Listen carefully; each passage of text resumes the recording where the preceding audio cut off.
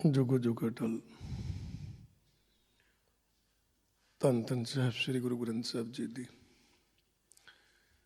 निੱਘੀ जी गोद आनंद मान रही गुरु रू प्यारी सत संगत जीओ। आओ मन बिरतियां कागर करिए गुरु चरणा च लवाइए हाजरियां।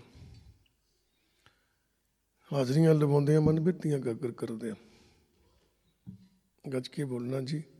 ओ वाहिगुरू जी का खालसा ओ वाहिगुरू जी की फतेह। गुरु प्यारिओ, अज संगरांद का दिहाड़ा है।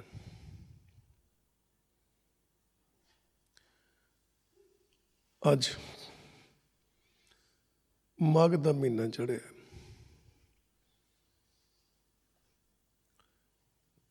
संगरांद तो आप हर महीने मनाने, पर विचार करनी है संगरांद तो भाव की है। पंजाबी विच संगरांद कहते हैं ते संस्कृत विच संक्रांति कहते हैं। सस्य तो बंदा सूरज ते क्रांति का भाव होंदा है किसी सुभाव दे विच तब्दीली लियाउणी नूं क्रांति कहते हैं। कदी देखना कई सज्जन इदां दे मिलणगे आप जी नूं ਜਿਹੜੇ ਕਿਸੇ ਦੇ ਅੰਦਰ ਤਬਦੀਲੀ ਲਿਆਉਂਦੇ ਤੇ ਆਪਾਂ ਕਹਿੰਦੇ ਕ੍ਰਾਂਤੀਕਾਰੀ ਹੈ। ਇਹਨਾਂ ਨੇ ਤਬਦੀਲੀ ਲਿਆਂਦੀ ਕਿਸੇ ਦੇ ਅੰਦਰ। ਤੇ ਗੁਰੂ ਸਾਹਿਬਾਨ ਕਹਿਣ ਲੱਗੇ, ਕਹਿੰਦੇ ਹਰ ਮਹੀਨੇ ਜਿਹੜਾ ਸੂਰਜ ਹੈ ਉੱਚ ਕ੍ਰਾਂਤੀ ਆਉਂਦੀ ਹੈ, ਕਹਿੰਦਾ ਤਬਦੀਲੀ ਆਉਂਦੀ ਹੈ। ਕਹਿੰਦੇ ਮਨਾ ਮਾਰ ਝਾਤੀ ਜਦੋਂ ਦਾ ਜਨਮ ਲਿਆ ਇਹ ਤੋਂ ਮਨੁੱਖ ਸਰੀਰ ਦੇ ਅੰਦਰ ਤੇ ਪਤਾ नहीं किन्नियां क संगरांदा मना लिया। पर विचार करके देख के दे कि मैं संगरांद वाले दिन गुरु घर मत्था टेकन जाना है, प्रसाद कराउना, महीना सुनदा ते मैं घर आ जाना। कि कदी मेरे अंदर भी कोई क्रांति आई है, कोई मेरे अंदर भी कोई तब्दीली आई है? जे तब्दीली नहीं आई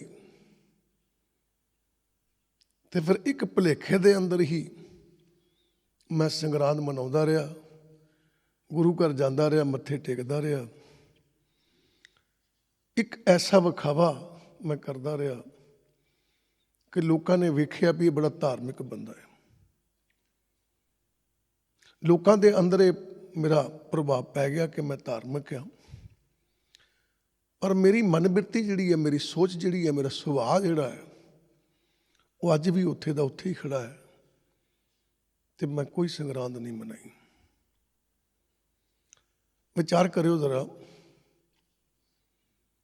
कदी गुरु साहबान के चरणों में बैठिए तो गुरु साहबान सानू राशियां रूशियां तो तोड़ देंगे। कहते किहड़ियां राशियां के चक्कर च पिया फिरदा। पर बड़ी हैरानगी होंदी है जदों आपां गुरबाणी पढ़दे हां कि धन गुरु अर्जन देव महाराज जी इन्हां 12 राशियां नूं मुख रखदे। फिर कदी विचार करियो जरा, आप 12 माह के अंदर 14 सलोक है। पहला सलोक ते 14वां सलोक जिहड़ा किसी महीने की गल ही नहीं करता। पहला सलोक ते 14वां सलोक किसी महीने की गल नहीं करता। तो पिछले जिहड़े 12 ने वो महीने दी गल्लां करदे। हुण विचार करना, धन गुरु अर्जन देव महाराज जी 12 माह के अंदर लिखण लगे, कहंदे माघ मजन संग साधुआं धूड़ी कर इशनान। हुण जे आपां इहनूं लईए कि माघ के महीने अंदर कि साधुआं दे चरनां विच जाया कर, तो बड़ी हैरानगी वाली गल है भी कला एक महीना ही है साधुओं को जाने लई। और इसे 12 माह के अंदर ही जो 14वां सलोक है, आखिरी सलोक है, गुरु अर्जन देव महाराज जी की लिखते हैं, कहते मां दिवस मूरत भले जिसको नदर करे। दसो, उसे दिन अंदर ही 12 माह च ही लिखण रहे। की कहण लगे, कहते माह दिवस मूर्त भले। माह का भाव महीना, दिवस का भाव दिन, मूर्त का भाव मुहूर्त, चंगा दिन। कहते भले चंगे ने। कहते दिन भी चंगा है, वो महीना भी चंगा है, वो मुहूर्त भी चंगा है। केड़ा? जिसको नदर करे। जिते परमात्मा नदर करता है, किरपा करता है। हुण जे आपां कहिए कि मां दे महीने अंदर ही साधुआं दा संग करना चाहिए,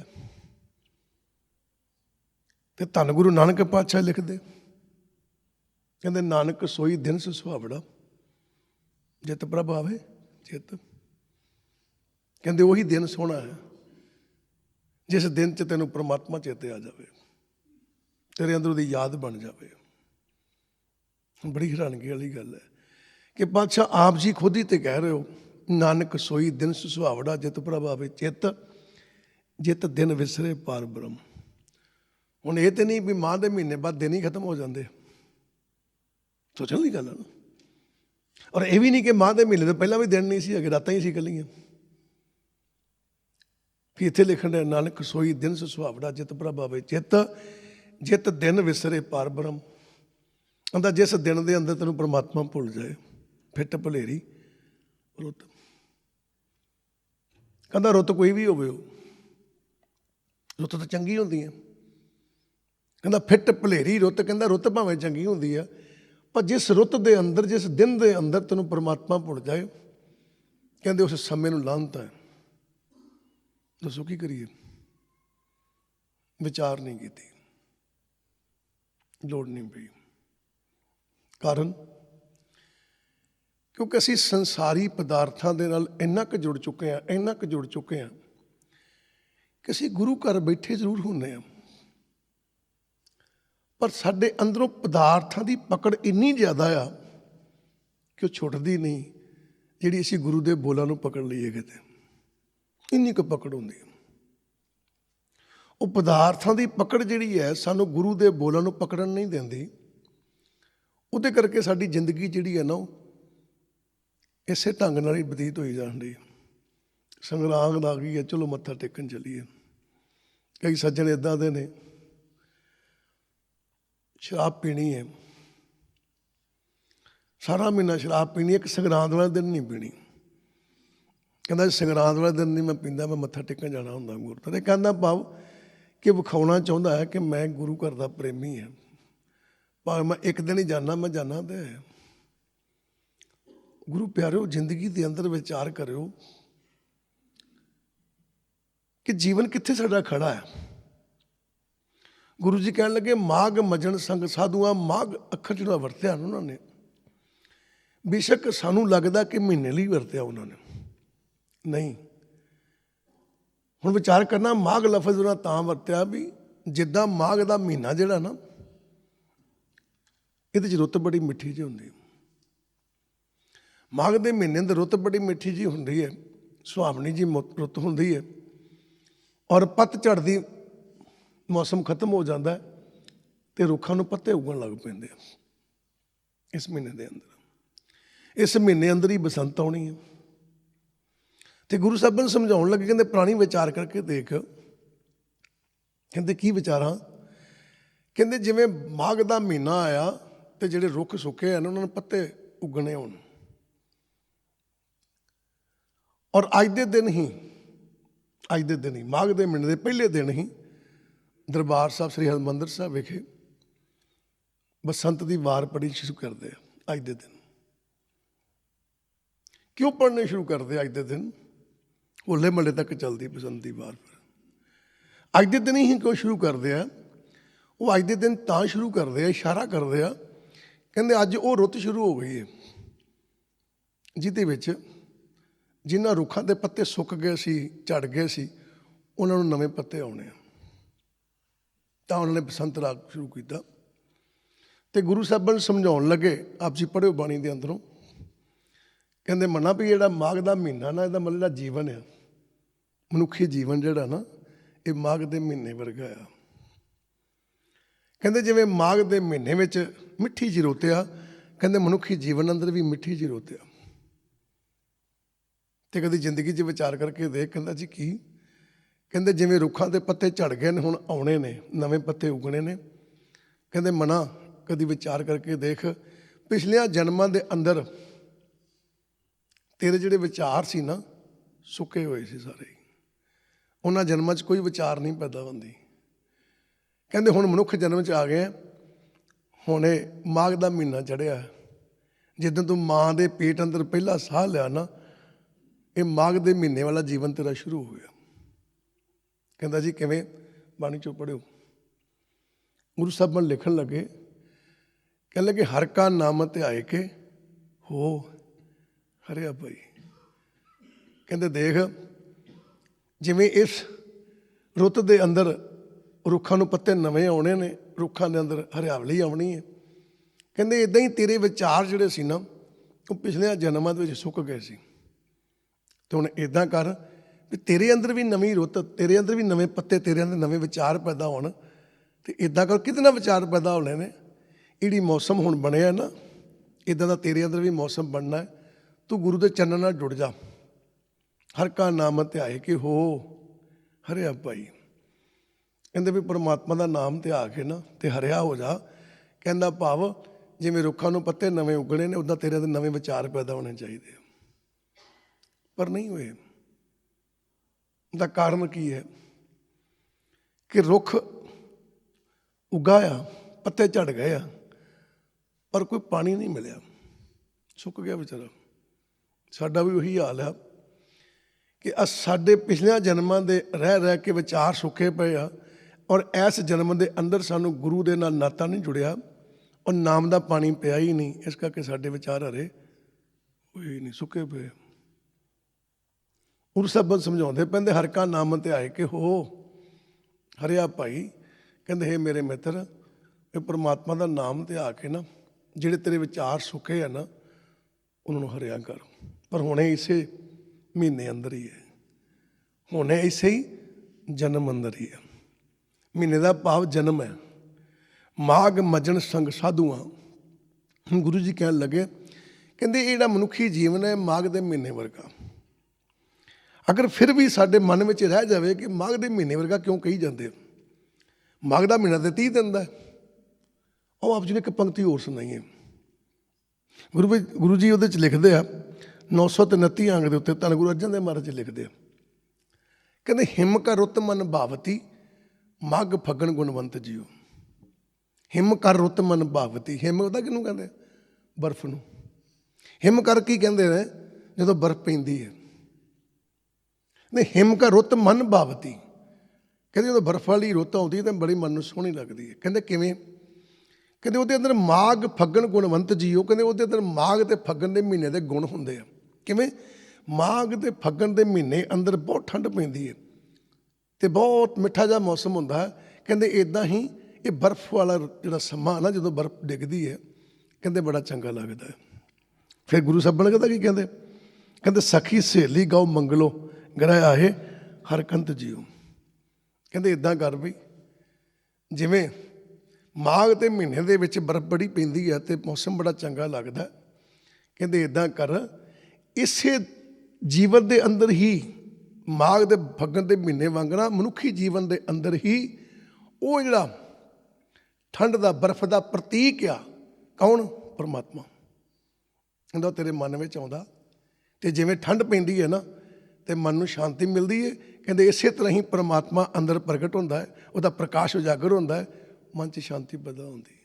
ਕਹਿੰਦੇ ਐਸੇ ਮਹੀਨਿਆਂ 'ਚ ਹੁੰਦੀ, ਉਹ ਐਸੇ ਜੀਵਨ 'ਚ ਹੁੰਦੀ ਹੈ, ਹੋਰ ਕਿਸੇ ਜੀਵਨ ਦੇ ਅੰਦਰ ਉਹ ਪ੍ਰਗਟ ਨਹੀਂ ਹੁੰਦਾ। ਬਰਫ਼ ਪੈਣ ਦੀ ਰੁੱਤ ਆ ਅਤੇ ਪਰਮਾਤਮਾ ਦੇ ਮਿਲਾਪ ਦੀ ਵੀ ਰੁੱਤ ਆ। ਆਪ ਜੀ ਦੇਖਣਾ, ਮਨੁੱਖੀ ਜੀਵਨ ਵੀ ਇੱਕ ਰੁੱਤ ਆ ਜਿਹਦੇ ਅੰਦਰ ਸਾਨੂੰ ਪਰਮਾਤਮਾ ਦੀ ਪ੍ਰਾਪਤੀ ਹੋਣੀ ਹੈ। ਬਾਕੀ ਜਨਮਾਂ ਦੇ ਅੰਦਰ ਪਰਮਾਤਮਾ ਦੀ ਪ੍ਰਾਪਤੀ ਨਹੀਂ ਹੋਣੀ, ਕਿਉਂਕਿ ਗੁਰੂ ਸਾਹਿਬ ਨੇ ਲਿਖਿਆ 184 ਜੋਨ ਸੁਭਾਈ ਮਾਨਸ ਕਉ ਪ੍ਰਭ ਦੀ ਵਡਿਆਈ। ਕਹਿੰਦੇ 84 ਲੱਖ ਜੋਨ ਪਰਮਾਤਮਾ ਨੇ ਪੈਦਾ ਕੀਤੀ, ਪਰ ਇੱਕ ਮਨੁੱਖ ਜਨਮ ਹੈ ਜਿਹਨੂੰ ਵਡਿਆਈ ਮਿਲੀ ਹੈ।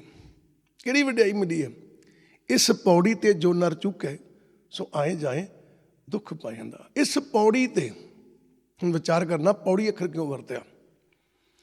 ਪੌੜੀ ਅੱਖਰ ਤਾਂ ਵਰਤਿਆ ਕਿ ਤੂੰ 84 ਲੱਖ ਡੰਡਿਆਂ ਦੀ ਇੱਕ ਪੌੜੀ ਹੈ ਤੇ ਮਨਾਂ ਤੋਂ ਤੇ ਤੁਰਿਆ ਆਉਣ ਡਿਆ, ਚੜ੍ਹਦਾ ਚੜ੍ਹਦਾ ਚੜ੍ਹਦਾ ਅੱਜ ਆਖਰੀ ਡੰਡੇ ਤੇ ਖੜਾ ਹੈ। ਇਹ ਮਨੁੱਖ ਦਾ ਜਨਮ ਆਖਰੀ ਹੈ। ਇਹ ਜਿਹੜਾ ਡੰਡਾ ਹੈ ਨਾ, ਇਸ ਤੋਂ ਅਗਲਾ ਸਟੈਪ ਚੁੱਕੀ ਛੱਤ ਆ, ਕੀ ਪਰਮਾਤਮਾ ਆ। ਪਰ ਜੇ ਇਸ ਡੰਡੇ ਤੋਂ ਡਿੱਗ ਪਿਆ ਤੇ ਦੁਬਾਰਾ ਸਾਰੀ ਪੌੜੀ ਫਿਰ ਚੜ੍ਹਨੀ ਪਊਗੀ। ਗੁਰੂ ਜੀ ਕਹਿਣ ਲੱਗੇ ਇਸ ਪੌੜੀ ਤੇ ਜੋ ਨਰ ਚੁੱਕੇ, ਜਿਹੜਾ ਡਿੱਗ ਪਵੇ, ਮਾਰ ਖਾ ਜਾਵੇ। ਜੇ ਇਸ ਜਨਮ ਅੰਦਰ ਪਰਮਾਤਮਾ ਨਾਲ ਮਿਲਾਪ ਨਹੀਂ ਹੋਇਆ, ਇਹ ਮਨ ਮਾਰ ਖਾ ਗਿਆ ਤੇ ਆਏ ਜਾਏ ਦੁੱਖ ਪਾਏ ਦਾ, ਕਹਿੰਦਾ ਫਿਰ ਆਉਣ ਜਾਣ ਦਾ ਦੁੱਖ ਲੱਗਾ ਰਹਿਣਾ ਇਹਨੂੰ। ਕਿਉਂਕਿ ਇਹਦਾ ਅਗਲਾ ਸਟੈਪ ਜਿਹੜਾ ਛੱਤ ਆ, ਇਹਦਾ ਮਤਲਬ ਇਸ ਜਨਮ ਦੇ ਅੰਦਰੋਂ ਅਗਲਾ ਸਟੈਪ ਆ ਉਹ ਪਰਮਾਤਮਾ ਦੀ ਪ੍ਰਾਪਤੀ ਹੈ। ਸਾਡਾ ਰੂਪ ਚੇਂਜ ਹੋ ਜਾਣਾ। ਠੀਕ ਹੈ, ਅਸੀਂ ਜਿਸ ਘਰ ਵਿੱਚੋਂ ਆਏ ਹਾਂ, ਜਿਸ ਰੂਪ ਵਿੱਚੋਂ ਇੱਥੇ ਆਏ ਹਾਂ, ਸਾਨੂੰ ਦੁਬਾਰਾ ਉਹੀ ਰੂਪ ਮਿਲ ਜਾਣਾ, ਉਹੀ ਸਾਡਾ ਰੂਪ, ਉਹੀ ਘਰ ਸਾਡਾ ਹੋ ਜਾਣਾ। ਪਰ ਜੇ ਅਸੀਂ ਇਸ ਜਨਮ ਦੇ ਅੰਦਰ ਇਸ ਵੇਲੇ ਨੂੰ ਸੰਭਾਲ ਲਿਆ ਤਾਂ, ਨਹੀਂ ਜੇ ਡਿੱਗ ਪਏ ਤਾਂ ਦੁਬਾਰਾ ਪੌੜੀ ਸਾਰੀ ਚੜ੍ਹਨੀ ਪੈਣੀ। ਉਹਨਾਂ ਤਾਂ ਸਾਨੂੰ ਕਿਹਾ, ਕਹਿੰਦੇ ਸਖੀ ਸਹੇਲੀ ਗਾਓ ਮੰਗਲੋ। ਮੰਗਲੋ ਦਾ ਭਾਵ ਕੀ? ਖੁਸ਼ੀ ਭਰੇ ਗੀਤ। ਹੁਣ ਖੁਸ਼ੀ ਭਰੇ ਗੀਤ ਕੀ ਹੈ? ਪਰਮਾਤਮਾ ਦੀ ਸ਼ਬਦ ਸਲਾਹ ਕਰਨੀ, ਨਾਮ ਸਿਮਰਨ ਕਰਨਾ। ਕਹਿੰਦੇ ਸਖੀ ਸਹੇਲੀ ਗਾਓ ਮੰਗਲੋ, ਗ੍ਰਹਿ ਆਏ ਹਰ ਕੰਤ ਜੀਓ। ਤਾਂ ਕਿ ਤੇਰੇ ਅੰਦਰੋਂ ਪਰਮਾਤਮਾ ਤੇਰੇ ਘਰ ਦੇ ਵਿੱਚ ਆ ਜਾਵੇ। ਪਹਿਲਾਂ ਵੀ ਘਰ 'ਚ ਹੀ ਹੈ ਪਰਮਾਤਮਾ, ਘਰ 'ਚ ਹੀ ਹੈ ਪਰਮਾਤਮਾ, ਕਿਤੇ ਨਹੀਂ ਗਿਆ। ਪਰ ਅਸੀਂ ਕਿਉਂ ਕਹਿੰਦੇ ਹਾਂ ਗ੍ਰਹਿ ਆਏ ਹਰ ਕੰਤ ਜੀਓ? ਸਾਨੂੰ ਐਂ ਲੱਗਦਾ ਜਿਵੇਂ ਪਰਮਾਤਮਾ ਸਾਥੋਂ ਦੂਰ ਹੈ, ਇਸ ਕਰਕੇ ਕਹਿੰਦੇ ਵੀ ਜੇ ਤੂੰ ਨਾਮ ਸਿਮਰਨ ਕਰਦੀ ਹੈ, ਪਰਮਾਤਮਾ ਸ਼ਿਫਤ ਸਲਾਹ ਕਰਦੀ ਹੈ, ਤਾਂ ਪਰਮਾਤਮਾ ਤੇਰੇ ਗ੍ਰਹਿ ਵਿੱਚ ਆ ਜਾਏਗਾ, ਘਰ ਵਿੱਚ ਆ ਜਾਏਗਾ। ਕਹਿਣ ਦਾ ਭਾਵ ਤੈਨੂੰ ਪ੍ਰਾਪਤੀ ਹੋ ਜਾਏਗੀ, ਤੇਰਾ ਮਿਲਾਪ ਹੋ ਜਾਏਗਾ। ਇਹ ਇਸੇ ਸਮੇਂ 'ਚ ਹੋਣਾ ਹੈ। ਤਾਂ ਉਹਨਾਂ ਨੇ ਕਿਹਾ ਮਾਘ ਮੱਝਣ ਸੰਗ ਸਾਧੂ ਹਾਂ। ਮਾਘ ਦਾ ਮਤਲਬ ਮਾਘ ਦਾ ਮਹੀਨਾ, ਕਹਿਣ ਤੋਂ ਭਾਵ ਮਨੁੱਖੀ ਜੀਵਨ। ਮਨੁੱਖੀ ਜੀਵਨ ਮਾਘ ਦੇ ਮਹੀਨੇ ਵਰਗਾ। ਕਹਿੰਦੇ ਮੱਝਣ ਦਾ ਪਤਾ ਚੁੱਭੀ ਲਾਉਣੀ, ਟੁੱਬੀ ਲਾਉਣੀ। ਸੰਗ ਸਾਧੂਆਂ, ਕਹਿੰਦੇ ਇੱਦਾਂ ਕਰ ਵੀ ਸਾਧੂਆਂ ਦੇ ਨਾਲ ਮਿਲ ਤੇ ਡੁੱਬੀ ਲਾ ਇਸ ਮਹੀਨੇ ਦੇ ਅੰਦਰ, ਇਸ ਜਨਮ ਦੇ ਅੰਦਰ। ਹੁਣ ਧਿਆਨ ਦੇਣਾ, ਆਪ ਜੀ ਕਹੋਗੇ ਟਿੱਬੀ ਕਿੱਥੇ ਲਾਉਣੀ ਹੈ? ਆਪ ਜੀ ਬੈਠੇ ਹੋ ਗੁਰੂ ਚਰਨਾਂ ਦੇ ਵਿੱਚ, ਇਹ ਜਿਹੜੀ ਸੰਗਤ ਹੈ ਨਾ, ਇਸ ਸੰਗਤ ਵਿੱਚ ਬਹਿਣਾ ਔਰ ਇਸ ਸੰਗਤ ਵਿੱਚ ਬਹਿ ਕੇ ਤੇ ਗੁਰੂ ਦੇ ਚਰਨਾਂ ਨਾਲ ਜੁੜਨਾ, ਇਹ ਇੱਕ ਤਰ੍ਹਾਂ ਦਾ ਪਾਣੀ ਹੈ। ਤੇ ਸਾਡੇ ਮਨ ਨੇ ਇਸ ਪਾਣੀ 'ਚ ਡੁੱਬੀ ਲਾਉਣੀ ਹੈ। ਕਹਿੰਦਾ ਭਾਵ ਕਿ ਜੋ ਗੁਰੂ ਦੇ ਬੋਲ ਸੁਣਨੇ ਨਾ ਆਪਾਂ ਇਹਨਾਂ ਬੋਲਾਂ 'ਚ ਡੁੱਬੀ ਲਾਉਣੀ ਹੈ। ਕਹਿੰਦਾ ਭਾਵ ਡੁੱਬਣਾ ਹੈ, ਖੁੱਬਣਾ ਹੈ ਔਰ ਇਸ ਗੁਰੂ ਦੇ ਉਪਦੇਸ਼ ਨੂੰ ਪਾਣੀ ਦਾ ਰੂਪ ਦੇ ਕੇ ਆਪਣੇ ਉੱਤੇ ਪਾਉਣਾ ਹੈ। ਅਸੀਂ ਚ ਲੀਨ ਹੋਣਾ। ਆਪਾਂ ਕਹਿੰਦੇ ਨਹੀਂ ਵੀ ਫਲਾਣਾ ਸੋ ਪਾਣੀ ਡੁੱਬੀ ਮਾਰ ਲੈਂਦਾ, ਮਾਰਦਾ ਕਦ ਲਈ ਹੈ? ਡੁੱਬੀ ਮਾਰਨ ਦਾ ਮਤਲਬ ਕੀ ਹੈ? ਹੁਣ ਧਿਆਨ ਦੇਣਾ, ਕਿਸੇ ਵੇਲੇ ਨਾ ਕੋਈ ਦਰਿਆ ਦੇ ਵਿੱਚ, ਨਦੀ ਦੇ ਵਿੱਚ, ਖੂਹ ਦੇ ਵਿੱਚ ਕੋਈ ਇਨਸਾਨ ਡੁੱਬ ਜਾਂਦਾ। ਜਦੋਂ ਡੁੱਬ ਜਾਂਦਾ ਤੇ ਉੱਥੇ ਫਿਰ ਚਰਚਾ ਚੱਲਦੀ ਹੈ, ਯਾਰ ਕੋਈ ਗੋਤਾਖੋਰ ਲੱਭ ਕੇ ਲਿਆਓ। ਹੁਣ ਡੁੱਬੀ ਮਾਰਨ ਵਾਲਾ ਵੀ ਕਹਿੰਦੇ, ਗੋਤਾਖੋਰ ਵੀ ਕਹਿੰਦੇ ਲੱਭ ਕੇ ਲਿਆਓ ਯਾਰ। ਲਿਆਂਦਾ ਜੀ, ਹੁਣ ਦੱਸਦੇ ਭਾਈ ਸਾਹਿਬ ਖੂਹ ਦੇ ਵਿੱਚ ਨਾ ਕੋਈ ਬੰਦਾ ਡਿੱਗ ਪਿਆ ਤੇ ਉਹ ਡੁੱਬ ਗਿਆ। ਹੁਣ ਇਹਦਾ ਮਤਲਬ ਕੀ ਹੈ? ਉਹ ਗੋਤਾਖੋਰ ਉਹਨਾਂ ਨੂੰ ਕਿਉਂ ਕਿਹਾ ਕਿ ਉਹ ਇਸ ਪਾਣੀ ਵਿੱਚ ਡੁੱਬੀ ਮਾਰ ਕੇ ਨਾ ਜਿਹੜਾ ਡੁੱਬਿਆ ਉਹਨੂੰ ਕੱਢ ਕੇ ਲਿਆ ਸਕਦੇ ਆ। ਤੇ ਗੁਰੂ ਸਾਹਿਬਾਨ ਪਤਾ ਕਹਿੰਦੇ ਤੂੰ ਸਤਸੰਗ ਵਿੱਚ ਬੈਠਾ ਹੈ, ਗੁਰੂ ਘਰ ਵਿੱਚ ਬੈਠਾ ਹੈ, ਇਸ ਗੁਰੂ ਘਰ ਵਿੱਚ ਬਹਿ ਤੇ ਜਿਹੜੇ ਗੁਰੂ ਦੇ ਬੋਲ ਜਿਹੜੇ ਆ ਨਾ, ਇਹ ਇੱਕ ਤਰ੍ਹਾਂ ਦਾ ਪਾਣੀ ਹੈ ਤੇ ਤੂੰ ਟੁੱਬੀ ਮਾਰਨੀ ਹੈ, ਮਜਨ ਕਰਨਾ। ਕਹਿੰਦਾ ਪਰ ਚੁੱਭੀ ਮਾਰ ਕੇ ਨਾ ਇਹਨਾਂ ਬੋਲਾਂ ਦੇ ਵਿੱਚੋਂ ਆਪਣੀ ਖੁਰਾਕ ਲੱਭਣੀ ਹੈ, ਗੁਰੂ ਦੇ ਉਪਦੇਸ਼ ਨੂੰ ਸਮਝਣਾ, ਇਹਨੂੰ ਡੁੱਬੀ ਲਾਉਣਾ ਕਹਿੰਦੇ ਆ। ਕੁਝ ਕੱਢਣਾ ਵਿੱਚੋਂ, ਹੈ ਨਾ। ਤੇ ਜੇ ਕੱਢਿਆ ਹੀ ਨਹੀਂ ਤੇ ਆਪਾਂ ਇੱਦਾਂ ਹੀ ਕਰੀ ਜਾਂਦੇ ਹਾਂ, ਜ਼ਿੰਦਗੀ ਬਤੀਤ ਹੋਈ ਜਾਣ ਰਹੀ ਹੈ। ਸਵੇਰੇ ਉੱਠੇ ਆਪਾਂ ਨਿਤਨੇਮ ਕੀਤਾ, ਰਾਤ ਨੂੰ ਰਹਿਰਾਸ ਦਾ ਪਾਠ ਕੀਤਾ, ਦੁਪਹਿਰੇ ਦਾਹ ਲੱਗਾ ਤੇ ਸੁਖਮਨੀ ਦਾ ਪਾਠ ਇੱਕ ਦੇ ਦੋ ਵੀ ਕਰ ਲਏ। ਕਰਿਓ, ਚੰਗੀ ਗੱਲ ਹੈ, ਨਿਤਨੇਮ ਵੀ ਕਰਿਓ, ਰਹਿਰਾਸ ਦਾ ਪਾਠ ਵੀ ਕਰਿਓ, ਸੁਖਮਨੀ ਦਾ ਪਾਠ ਵੀ ਕਰਿਓ, ਸਹਿਜ ਪਾਠ ਵੀ ਕਰਿਓ। ਪਰ ਇੰਨੀ ਮਨ ਬਿਰਤੀ ਜ਼ਰੂਰ ਬਣਾਇਓ ਕਿ ਇਹ ਜਿਹੜੀ ਗੁਰਬਾਣੀ ਜਦੋਂ ਅਸੀਂ ਪੜ੍ਹਦੇ ਹਾਂ ਨਾ, ਇਹ 'ਚੋਂ ਕੁਝ ਕੱਢਣਾ। ਇਹ ਪਾਣੀ ਹੈ, ਇਸ ਪਾਣੀ ਦੇ ਵਿੱਚੋਂ, ਇਸ ਜਲ ਦੇ ਵਿੱਚੋਂ ਅਸੀਂ ਡੋਬੀ ਮਾਰ ਕੇ ਕੁਝ ਲੱਭਣਾ। ਤੇ ਜੇ ਲੱਭਾ ਹੀ ਨਹੀਂ ਫਿਰ ਜ਼ਿੰਦਗੀ ਅਧੂਰੀ ਹੈ ਨਾ। ਉਹ ਦੇਖੋ ਨਾ, ਉਹ ਗੋਤਾਖੋਰ ਤੇ ਆ ਗਿਆ, ਉਹ ਨਵਾਂ ਸੀ ਅਜੇ, ਉਹਦੇ ਕੋਲ ਡੂੰਘਾਈ ਤੱਕ ਜਾਇਆ ਨਹੀਂ ਜਾਂਦਾ ਸੀ। ਉਹ ਗਿਆ ਥੱਲੇ ਤੇ ਕਹਿੰਦਾ ਜੀ ਥੱਲੇ ਤੇ ਹੈ ਹੀ ਕੁਛ ਨਹੀਂ। ਉਹ 4 ਕੇ ਬੰਦੇ ਖੜੇ ਸੀ, ਉਹ ਦੂਜੇ ਨੂੰ ਕਹਿੰਦੇ ਤੂੰ ਕਹਿੰਦਾ ਇੱਥੇ ਡਿੱਗਾ। ਉਹ ਕਹਿੰਦਾ ਇਹਨੂੰ ਗੋਤਾਖੋਰ ਆ। ਕਹਿੰਦਾ ਭਾਜੀ ਮੈਂ ਮੰਨਦਾ ਹੈ ਗੋਤਾਖੋਰ ਆ, ਪਰ ਮੇਰੀਆਂ ਅੱਖਾਂ ਥੋੜ੍ਹੀ ਅੰਨੀਆਂ, ਮੇਰੇ ਸਾਹਮਣੇ ਤੇ ਛਾਲ ਮਾਰੀ ਹੈ। ਇਕੱਠੇ ਤੇ ਅਸੀਂ ਦੋਨੋਂ ਜਾਣੇ ਆਉਣ ਡੇ ਸੀ। ਇਹ ਕਹਿੰਦਾ ਹੈ ਹੀ ਨਹੀਂ ਇੱਥੇ, ਤੇ ਛਾਲ ਮਾਰੀ ਬੰਦੇ ਦੇ ਵਿੱਚ ਡਿੱਗਾ। ਉਹ ਹੁਣ ਗੋਤਾਖੋਰ ਨੂੰ ਪੁੱਛਦੇ ਵੀ ਉਹ ਕਹਿੰਦਾ ਮੇਰੇ ਸਾਹਮਣੇ ਡਿੱਗਾ, ਮੈਂ ਇਹਦੇ ਨਾਲ ਸੀਗਾ, ਤੇ ਤੂੰ ਕਹਿੰਦਾ ਹੈ ਹੀ ਨਹੀਂ। ਕਹਿੰਦੇ ਜੀ ਗੋਤਾਖੋਰ ਹੋਰ ਲਿਆਓ। ਹੋਰ ਲਿਆਂਦਾ। ਉਹ ਆ ਕੇ ਨਾ ਜਿਹੜਾ ਗੋਤਾਖੋਰ ਪਹਿਲਾਂ ਬੁਲਾਇਆ ਸੀ ਉਹਦਾ ਵੇਖ ਕੇ ਹੱਸਣ ਲੱਗ ਪਿਆ ਵੀ ਤੂੰ ਕੋ ਹੱਸਿਆ ਦਿਲ ਦੇਖ ਕੇ। ਕਹਿੰਦਾ ਇਹਨੂੰ ਕਿੱਥੇ ਲਿਆਏ ਹੋ? ਮਤਲਬ ਕਿਉਂ? ਇਹ ਤਾਂ ਜੇ ਸਿੱਖਣ ਡਿਆ, ਇਹਦੇ ਕੋਲ ਡੁੱਬੀ ਲੱਗਦੀ ਨਹੀਂ ਹੋਣੀ, ਇਹਦੇ 2-5 ਮਿੰਟ ਬਾਹਰ ਕੱਢਦਾ ਪਾਣੀ ਵਿੱਚ, ਥੱਲੇ ਤੱਕ ਗਿਆ ਹੀ ਨਹੀਂ ਹੋਣਾ, ਇਹਨੇ ਕਿੱਥੋਂ ਲੱਭਣਾ? ਲਿਆਓ ਮੈਂ ਲਿਆਉਣਾ ਲੱਭ ਕੇ। ਉਹਨੇ ਛਾਲ ਮਾਰੀ ਤੇ 2 ਮਿੰਟਾਂ ਬਾਅਦ ਹੀ ਬੰਦਾ ਵਾਲਾਂ ਤੋਂ ਫੜ ਕੇ ਬਾਹਰ ਲਾਇਆ। ਕਹਿੰਦਾ ਲਿਆਓ ਜੀ ਰੱਸੀ ਬੰਨਾ ਮੈਂ ਹੈਗਾ। ਉਹ ਕਹਿੰਦੇ ਕੀ ਚੱਕਰ? ਚੱਕਰ ਕਹਿੰਦਾ ਕੋਈ ਨਹੀਂ, ਇਹ ਨਵਾਂ ਆ, ਇਹਨੇ ਡੁੱਬੀ ਮਾਰੀ ਹੈ। ਇਹ ਨਹੀਂ ਮੈਂ ਕਹਿੰਦਾ ਡੁੱਬੀ ਨਹੀਂ ਮਾਰੀ ਹੈ, ਪਰ ਜਿੱਥੇ ਚੀਜ਼ ਪਈ ਉੱਥੇ ਤੱਕ ਨਹੀਂ ਗਿਆ। ਅਸੀਂ ਵੀ ਡੁੱਬੀ ਮਾਰਦੇ ਹਾਂ, ਜਿੱਥੇ ਪਦਾਰਥ ਪਏ ਅਸੀਂ ਗੁਰਬਾਣੀ 'ਚ ਉੱਥੇ ਤੱਕ ਨਹੀਂ ਜਾਂਦੇ, ਅਸੀਂ ਬਾਹਰੋਂ ਬਾਰੀ ਮੁੜ ਆਉਂਦੇ ਹਾਂ। ਇਸ ਚੀਜ਼ ਨੂੰ ਗੁਰੂ ਸਾਹਿਬ ਕਹਿਣ ਲੱਗੇ ਮਾਗ ਮੱਜਣ ਸੰਗ ਸਾਧੂਆਂ। ਹੁਣ ਸਾਧੂ ਕਿਹੜੇ ਆ ਜਿਨ੍ਹਾਂ ਦੇ ਨਾਲ ਅਸੀਂ ਡੁੱਬੀ ਮਾਰਨੀ ਹੈ? ਠੀਕ ਹੈ। ਉਹ ਗੁਰੂ ਸਾਹਿਬ ਨੂੰ ਸਮਝਾਉਣ ਲੱਗੇ ਆਪ ਜੀ ਨੂੰ। ਗੁਰੂ ਜੀ ਨੇ ਜਿਨ ਕੇ ਚੋਲੇ ਰਤੜੇ ਪਿਆਰੇ ਕੰਤ ਤਿਨਾਂ ਕੇ ਪਾਸ। ਕਹਿੰਦਾ ਆਹ ਸਾਧੂ ਚਾਹੀਦਾ ਜਿਨ੍ਹਾਂ ਦੇ ਚੋਲੇ ਰੰਗੇ ਆ। ਕਿਹੜੇ ਚੋਲੇ? ਕੁੜਤਾ ਪਜਾਮਾ ਨਹੀਂ, ਸਰੀਰ ਤੇ ਪਾਏ ਚੋਲੇ ਨਹੀਂ। ਜਿਨ ਕੇ ਚੋਲੇ ਰਤੜੇ ਪਿਆਰੇ। ਧਿਆਨ ਦੇਣਾ, ਇੱਕ ਚੋਲਾ ਅਸੀਂ ਸਰੀਰ ਨੂੰ ਢੱਕਣ ਲਈ ਪਾਉਂਦੇ ਹਾਂ। ਇਹ ਚੋਲਾ ਜਦੋਂ ਪਾਉਂਦੇ ਇਹਨੂੰ ਜੱਗ ਵੇਖਦਾ, ਠੀਕ ਆ। ਤੇ ਇੱਕ ਚੋਲਾ ਮਨ ਤੇ ਪੈਂਦਾ, ਮਨ ਤੇ ਪੈਂਦਾ। ਗੁਰੂ ਸਾਹਿਬਾਨ ਸਮਝਾਉਣ ਲੱਗੇ, ਕਹਿੰਦੇ ਵੀ ਪੁਰਾਣੀ ਵਿਚਾਰ ਕਰ, ਜਿਹੜਾ ਮਨ ਤੇ ਚੋਲਾ ਪੈਂਦਾ ਨਾ ਉਹ ਗੁਰੂ ਦੇ ਉਪਦੇਸ਼ ਦਾ, ਉਹ ਪਰਮਾਤਮਾ ਦੇ ਪ੍ਰਕਾਸ਼ ਦਾ। ਜਿਨ ਕੇ ਚੋਲੇ ਰਤੜੇ ਪਿਆਰੇ ਰੰਗੇ ਹੋਏ ਆ, ਇਹਦਾ ਮਤਲਬ ਕਿ ਜਿਨ੍ਹਾਂ ਦੇ ਮਨ ਦੇ ਉੱਤੇ ਸੋਚ ਜਿਹੜੀ ਹੈ ਨਾ ਉਹ ਪਰਮਾਤਮਾ ਦੇ ਰੰਗ 'ਚ ਰੰਗੀ ਹੈ। ਜਿਨ ਕੇ ਚੋਲੇ ਰਤੜੇ ਪਿਆਰੇ, ਕਹਿੰਦੇ ਜਿਨ੍ਹਾਂ ਦੇ ਚੋਲੇ ਰੰਗੇ ਹੋਏ ਆ ਨਾ, ਜਿਨ੍ਹਾਂ ਦੀ ਸੋਚ ਪਰਮਾਤਮਾ ਦੇ ਰੰਗ 'ਚ ਰੰਗੀ ਹੋਈ ਹੈ। ਕੰਤ ਤਿੰਨਾਂ ਕੇ ਪਾਸ। ਕਹਿੰਦਾ ਪਰਮਾਤਮਾ ਉਹਨਾਂ ਕੋਲ ਰਹਿੰਦਾ। ਕਹਿੰਦਾ ਐਸਾ ਸਾਧੂ ਚਾਹੀਦਾ ਮੈਨੂੰ ਜਿਹਦੀ ਮੈਂ ਸੰਗਤ ਕਰਾਂ ਤੇ ਜਿਹਦੇ ਕੋਲ ਬਹਿ ਕੇ ਮੈਂ ਡੁੱਬੀ ਲਾਵਾਂਗਾ। ਕਹਿੰਦਾ ਹੋਰ ਸੰਤ ਨੂੰ ਮੈਂ ਕੀ ਕਰਨਾ? ਫਿਰ ਆਪ ਜੀ ਨੇ ਧਿਆਨ ਦੇਣਾ। ਗੁਰੂ ਸਾਹਿਬਾਨ ਕੀ ਕਹਿਣ ਲੱਗੇ?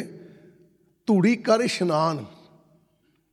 ਕਹਿੰਦਾ ਸਾਧੂਆਂ ਦਾ ਸੰਗ ਕਰ, ਇਹ ਡੁੱਬੀ ਲਾ। ਧੂੜੀ ਕਰ ਇਸ਼ਨਾਨ। ਕਹਿੰਦਾ ਉਤੋਂ ਉਹਨਾਂ ਦੇ ਚਰਨ ਧੂੜ ਜਿਹੜੀ ਨਾ ਉਹਨੂੰ ਉਤੋਂ ਦੀ ਪਾ, ਇਸ਼ਨਾਨ ਕਰ। ਹੁਣ ਵਿਚਾਰ ਕਰਨਾ, ਧੂੜ ਕਿਹੜੀ? ਕਈ ਵਾਰੀ ਦੇਖਣਾ ਆਪਣੇ ਜੋੜੇ ਝਾੜਦੇ ਆ, ਇਹ ਵੀ ਧੂੜ ਹੈ, ਮਾੜੀ ਨਹੀਂ ਹੈ। ਜੋੜੇ ਝਾੜਦੇ ਆਪਾਂ ਜੋੜੇ ਘਰ ਦੇ ਵਿੱਚ, ਤੇ ਕਈ ਸੱਜਣ ਨਾ ਜੋੜੇ ਝਾੜਦਿਆਂ ਉਹਦੀ ਜਿਹੜੀ ਧੂੜ ਹੁੰਦੀ ਨਾ ਉਹ ਘਰ ਨੂੰ ਲੈ ਜਾਂਦੇ। ਇੱਕ ਸਮੇਂ ਦੀ ਕਹਿੰਦੇ ਗੱਲ, ਧੂੜ ਮਾੜੀ ਨਹੀਂ ਹੈ ਵੀ, ਪਰ ਆਪਾਂ ਉਸ ਧੂੜ ਤੱਕ ਪਹੁੰਚਣਾ ਇਹ ਮਾੜੀ ਨਹੀਂ ਹੈ। ਕਹਿੰਦੇ ਇੱਕ ਸਮੇਂ ਦੀ ਗੱਲ ਹੈ, ਇੱਕ ਫਕੀਰ ਸੀਗਾ, ਤਾਂ ਲੋਕ ਆਇਆ ਕਰਨ ਉਹਦੇ ਕੋਲ, ਤਾਂ ਭਭੂਤੀ ਜੀ ਦਿਆ ਕਰੇ, ਧੂੜ ਜੀ ਦਿਆ ਕਰੇ, ਲੋਕੀ ਲੈ ਜਾਇਆ ਕਰਨ। ਉਹ ਆਪਣੇ ਕੋਈ ਇਸ਼ਨਾਨ ਕਰਿਆ ਕਰੇ, ਘਰ ਲੈ ਜਾਇਆ ਕਰੇ ਤਾਂ ਠੀਕ ਹੋ ਜਾਇਆ ਕਰੇ। ਇੱਕ ਗੁਰਸਿੱਖ ਪਿਆਰਾ ਉਹ ਫਕੀਰ ਕੋਲ ਜਾਣ ਲੱਗ ਪਿਆ। ਉਹ ਜਦੋਂ ਫਕੀਰ ਕੋਲ ਗਿਆ ਨਾ, ਅੱਜ ਗਿਆ ਤੇ ਫਕੀਰ ਨੂੰ ਕਹਿੰਦਾ ਯਾਰ ਮੈਂ ਠੀਕ ਰਹਿੰਦਾ ਨਹੀਂ, ਤੇ ਮੈਨੂੰ ਵੀ ਯਾਰ ਤੂੰ ਆ ਕਿਹੜੀ ਦਿੰਦਾ, ਰਾਖ ਜੀ ਦਿੰਦਾ, ਭਭੂਤੀ ਦਿੰਦਾ, ਮੈਨੂੰ ਵੀ ਦੇ। ਉਹ ਕਹਿੰਦਾ ਮੁੱਕ ਗਈ ਯਾਰ, ਉਹਨੂੰ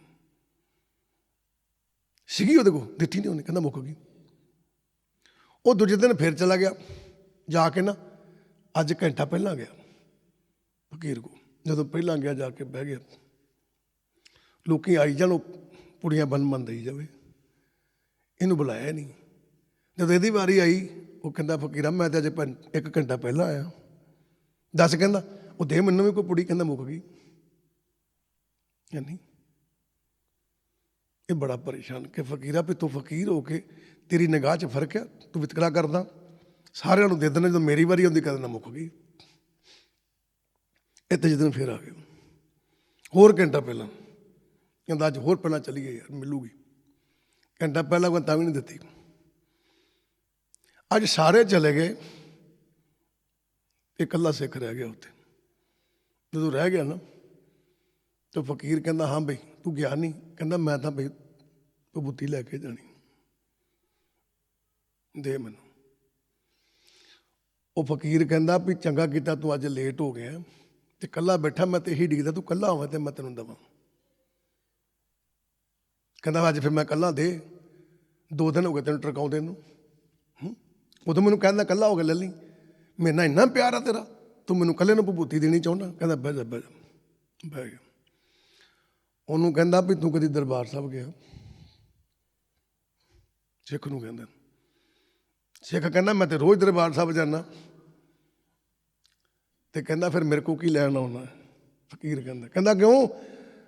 ਕਹਿੰਦਾ ਇਹ ਜਿਹੜੀ ਮੈਂ ਵਿਭੂਤੀ ਬਣਾ ਕੇ ਦਿੰਦਾ, ਇਹ ਦਰਬਾਰ ਸਾਹਿਬ ਮੈਂ ਜੋੜੇ ਘਰ ਜੋੜੇ ਝਾੜਨ ਜਾਂਦਾ ਆ, ਉੱਥੋਂ ਜੋੜਿਆਂ ਦੀ ਚਰਨ ਧੂੜ ਲੈ ਕੇ ਆਉਣਾ ਮੈਂ, ਇਹੀ ਮੈਂ ਮੰਨਦਾ ਫਿਰਦਾ, ਲੋਕੀ ਠੀਕ ਹੋਈ ਨਾ, ਮੈਂ ਤੈਨੂੰ ਦੇਵਾਂ ਕਿੱਥੋਂ?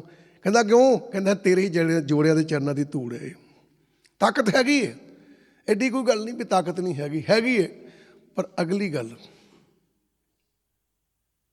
ਗੁਰੂ ਸਾਹਿਬਾਨ ਕਹਿੰਦੇ ਇਸ ਧੂੜ ਦੇ ਨਾਲ ਤੈਨੂੰ ਲੱਭੂਗਾ ਕੁਛ ਨਾ ਕੁਛ, ਤੇਰੇ ਸਰੀਰ ਨੂੰ ਤੰਦਰੁਸਤੀ ਮਿਲੂਗੀ, ਜਿਹਦੇ ਕਰਕੇ ਤੂੰ ਗੁਰੂ ਘਰ ਪਹੁੰਚਣ ਜੋਗਾ ਹੋ ਜਾਏਗਾ।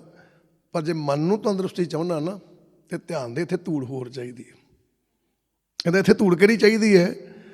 ਤੇ ਗੁਰੂ ਸਾਹਿਬਾਨ ਕਹਿਣ ਲੱਗੇ ਧੂੜ ਤੇ ਨਾ ਕਿ ਜੇ ਮਿਲੇ ਜੀ, ਕਹੋ ਨਾਨਕ ਕੀ ਅਰਦਾਸ। ਕਿਹਨਾਂ ਦੀ?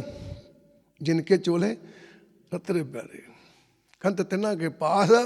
ਕਹਿੰਦਾ ਜਿਨ੍ਹਾਂ ਦੇ ਕੋਲ ਪਰਮਾਤਮਾ, ਜਿਨ੍ਹਾਂ ਦਾ ਨਾਤਾ ਜੁੜਿਆ ਪਰਮਾਤਮਾ ਨਾਲ ਤੇ ਚੋਲੇ ਰੰਗੇ ਹੋਏ ਆ, ਕਹਿੰਦਾ ਬਸ ਸੋਚ ਪਰਮਾਤਮਾ ਦੇ ਰੰਗ 'ਚ ਰੰਗੀ ਹੋਈ ਹੈ ਨਾ, ਉਹਨਾਂ ਦੇ ਪੈਰਾਂ ਦੀ ਧੂੜ ਚਾਹੀਦੀ ਹੈ। ਹੁਣ ਧਿਆਨ ਦਿਓ, ਜਿਨ੍ਹਾਂ ਦੀ ਸੋਚ ਪਰਮਾਤਮਾ ਦੇ ਰੰਗ 'ਚ ਰੰਗੀ ਹੈ, ਗੁਰੂ ਰੂਪ ਪਿਆਰੀ ਸਾਧ ਸੰਗਤ ਜੀ, ਉੱਥੇ ਤੇ ਆਤਮਾ ਜਾਂਦੀ, ਉੱਥੇ ਸੋਚ ਜਾਂਦੀ ਹੈ।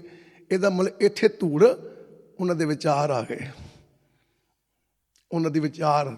ਧੂੜੀ ਕਹਿੰਦੇ ਕਿਹਨੂੰ ਅਸਲ 'ਚ? ਧੂੜੀ ਕਰ ਇਸ਼ਨਾਨ, ਧੂ ਜਿਹੜੀ ਧੂ ਪਤਾ ਕਿਹਨੂੰ ਕਹਿੰਦੇ ਆ? ਕਿਸੇ ਨੂੰ ਧੂ ਪੈਣੀ, ਖਿੱਚ ਪੈਣੀ, ਕਿਸੇ ਨੂੰ ਖਿੱਚ ਪੈਣੀ, ਉਹਨੂੰ ਧੂ ਕਹਿੰਦੇ ਆਪਾਂ। ਕਿਸੇ ਵੇਲੇ ਆਪਾਂ ਕਹਿ ਦਿੰਦੇ ਸੁਭਾਵਿਕ ਜੀ ਘਰ ਵਿੱਚ ਗੱਲ ਚੱਲਦੀ, ਉਹ ਯਾਰ ਆਪਣੇ ਘਰ ਜਿਹੜਾ ਬੰਦਾ ਆਇਆ ਸੀ ਨਾ, ਜਾਂ ਮੈਨੂੰ ਉਹਦੀਆਂ ਗੱਲਾਂ ਬੜੀਆਂ ਚੰਗੀਆਂ ਲੱਗੀਆਂ, ਉਹ ਚਲਾ ਗਿਆ, ਮੇਰੇ ਮਨ ਨੂੰ ਇੰਨੀ ਖਿੱਚ ਪਈ, ਇੰਨੀ ਕੁ ਧੂ ਪਈ ਵੀ ਯਾਰ ਘੰਟਾ ਕੁ ਹੋਰ ਬਹਿ ਜਾਵੇ, ਬੜੀਆਂ ਗੱਲਾਂ ਚੰਗੀਆਂ ਕਰਦਾ ਸੀ ਯਾਰ। ਇਹਦਾ ਮਤਲਬ ਉਹਦੇ ਵਿਚਾਰ ਸੁਣ ਕੇ ਮੇਰੇ ਮਨ ਨੂੰ ਧੂ ਪਈ, ਖਿੱਚ ਪਈ ਕਿ ਮੈਂ ਵੀ ਗੁਰੂ ਘਰ ਜਾਇਆ ਕਰਾਂ, ਮੈਂ ਵੀ ਕਿਤੇ ਗੁਰੂ ਦੇ ਲੜ ਲੱਗ ਜਾਵਾਂ। ਅੱਜ ਮੈਨੂੰ ਖਿੱਚ ਪਈ, ਧੂ ਪਈ। ਤੇ ਇੱਥੇ ਗੁਰੂ ਸਾਹਿਬਾਨ ਕੀ ਕਹਿਣ ਲੱਗੇ? ਕਹਿੰਦਾ ਧੂੜ ਤਿੰਨਾਂ ਕੀ ਜੇ ਮਿਲੇ ਜੀ। ਕਹਿੰਦਾ ਜੇ ਕਿਤੇ ਉਹਨਾਂ ਦੇ ਚਰਨਾਂ ਦੀ ਧੂੜ ਮਿਲ ਜਾਏ, ਇਹਦਾ ਮਤਲਬ ਧੂੜ ਦਾ ਭਾਵ ਹੈ ਕਿ ਕੋਈ ਇਨਸਾਨ ਜਦੋਂ ਕਿਸੇ ਖੇਤ 'ਚੋਂ ਲੰਘਦਾ ਤੇ ਪਗਡੰਡੀ ਬਣ ਜਾਂਦੀ ਹੈ। ਦੂਜਾ ਬੰਦਾ ਲੰਘਣਾ ਚਾਹੁੰਦਾ, ਤੂੰ ਵੇਖਦਾ ਵੀ ਇਹਦੀ ਪਗਡੰਡੀ ਬਣੀ ਆ, ਕੋਈ ਗਿਆ ਇੱਧਰ ਦੀ, ਉਹ ਉਹਦੇ ਰਾਹ 'ਤੇ ਤੁਰ ਪੈਂਦਾ, ਇਹ ਵੀ ਧੂੜ ਆ। ਤੇ ਗੁਰੂ ਸਾਹਿਬਾਨ ਕਹਿਣ ਲੱਗੇ ਜੇ ਧੂੜੀ ਕਰ ਇਸ਼ਨਾਨ। ਕਹਿੰਦੇ ਵੀ ਜਿਹੜੇ ਰੱਬ ਦੇ ਪਿਆਰੇ, ਜਿਨ੍ਹਾਂ ਨੇ ਪਰਮਾਤਮਾ ਤੱਕ ਪਹੁੰਚ ਕੀਤੀ ਹੈ ਨਾ, ਜਿਹੜਾ ਮਾਰਗ ਬਣਾਇਆ ਉਹਨਾਂ ਨੇ, ਜਿਹੜੀ ਜੀਵਨ ਨੂੰ ਹੰਡਾਇਆ ਹੈ, ਉਹ ਜੀਵਨ ਨੂੰ ਆਪਣੇ ਸਿਰ ਦੇ ਵਿੱਚ ਪਾਲਾ। ਕਹਿੰਦਾ ਪੁੱਤ ਇਸ਼ਨਾਨ ਕਰ, ਕਹਿੰਦਾ ਭਾਵ ਉਹ ਧੂੜ ਨੂੰ ਆਪਣੇ ਉੱਤੇ ਪਾ, ਇਹਦਾ ਮਤਲਬ ਉਹਨਾਂ ਦੇ ਵਿਚਾਰਾਂ ਨੂੰ ਆਪਣੇ ਉੱਤੇ ਪਾ। ਕਹਿੰਦਾ ਫਿਰ ਤੇਰੀ ਜ਼ਿੰਦਗੀ ਬਣਨੀ, ਵਰਨਾ ਤੇਰੀ ਜ਼ਿੰਦਗੀ ਨਹੀਂ ਬਣਨੀ। ਠੀਕ ਹੈ, ਅਸੀਂ ਇਹਦੀ ਵਿਚਾਰ ਹੀ ਨਹੀਂ ਕੀਤੀ, ਅਸੀਂ ਦੂਜੀ ਧੂੜ ਤੇ ਲੈ ਲਈ, ਮੱਥੇ ਤੇ ਲਾ ਲਈ, ਚੰਗਾ ਕੀਤਾ, ਲਾਇਓ ਜੀ, ਸਦਕੇ ਲਾਇਓ। ਪਰ ਅਸਲੀ ਧੂੜ ਜਿਹੜੀ ਹੈ ਨਾ, ਉਹ ਰੱਬ ਦੇ ਪਿਆਰਿਆਂ ਦੀ ਵਿਚਾਰ ਆ। ਕਹਿੰਦਾ ਜੇ ਕਿਤੇ ਰੱਬ ਦੇ ਪਿਆਰਿਆਂ ਦੀ ਵਿਚਾਰ ਵਿੱਚ ਮੇਰਾ ਇਸ਼ਨਾਨ ਹੋ ਜਾਵੇ, ਪਰ ਹੁੰਦਾ ਕਿੱਥੇ? ਹੁੰਦਾ ਕਿੱਥੇ? ਆਪਾਂ ਵਿਚਾਰ ਸੁਣਦੇ ਜ਼ਰੂਰ ਆ, ਪਰ ਧਿਆਨ ਦੇਣਾ, ਮਨ ਬਿਰਤੀ ਸਾਡੀ ਟਿਕੀ ਉੱਥੇ ਰਹਿੰਦੀ। ਆਪ ਜੀ ਨੂੰ ਅੱਗੇ ਵੀ ਇੱਕ ਵਾਰੀ ਸੁਣਾਇਆ ਸੀਗਾ ਵੀ ਗੁਰੂ ਘਰ ਦੇ ਵਿੱਚ ਆ ਕੇ ਸੇਵਾ ਕਰਨੀ ਮਾੜੀ ਚੀਜ਼ ਨਹੀਂ ਹੈ, ਜੋੜੇ ਝਾੜਨਾ ਮਾੜੀ ਚੀਜ਼ ਨਹੀਂ ਹੈ, ਜੂਠੇ ਭਾਂਡੇ ਮਾਂਜਣਾ ਮਾੜੀ ਚੀਜ਼ ਨਹੀਂ ਹੈ, ਕੋਈ ਪੁੰਨ ਦਾਨ ਦੇਣਾ ਮਾੜੀ ਚੀਜ਼ ਨਹੀਂ ਹੈ। ਗੁਰੂ ਸਾਹਿਬਾਨ ਨੇ ਖੁਦ ਹੀ ਕਿਹਾ ਦਸਵੰਝ ਕੱਢੋ, ਤੇ ਗੁਰਬਾਣੀ 'ਚ ਲਿਖਤਾ, ਕਹਿੰਦੇ ਨਾ ਤੂੰ ਆਵੇਂ ਬਸ ਬਹੁਤਾ ਦਾਨ ਦੇ, ਖੁਦ ਹੀ ਲਿਖਤਾ। ਵਿਚਾਰਨੀਆਂ ਗੱਲਾਂ। ਹੁਣ ਗੁਰੂ ਸਾਹਿਬਾਨ ਨੇ ਬਾਣੀ 'ਚ ਲਿਖਿਆ, ਠੀਕ ਹੈ, ਨਾਵਣ ਚੱਲੇ ਤੀਰਥੀ ਮਨ ਖੋਟੇ ਤਨ ਚੋਰ, ਇੱਕ ਪਲ ਹੱਥੀ ਨਾਤਿਆਂ ਦੋ ਪਾਓ ਚੜੀਏ ਜ਼ੋਰ। ਆਪੇ ਲਿਖਿਆ। ਉਹ ਤੀਰਥ ਬਣਾਏ ਕਿਹਨੇ? ਉਹਨਾਂ ਨੇ ਬਣਾਏ ਨਾ। ਸਿਰਫ ਸਮਝਣ ਵਾਲੀਆਂ ਗੱਲਾਂ ਨੇ।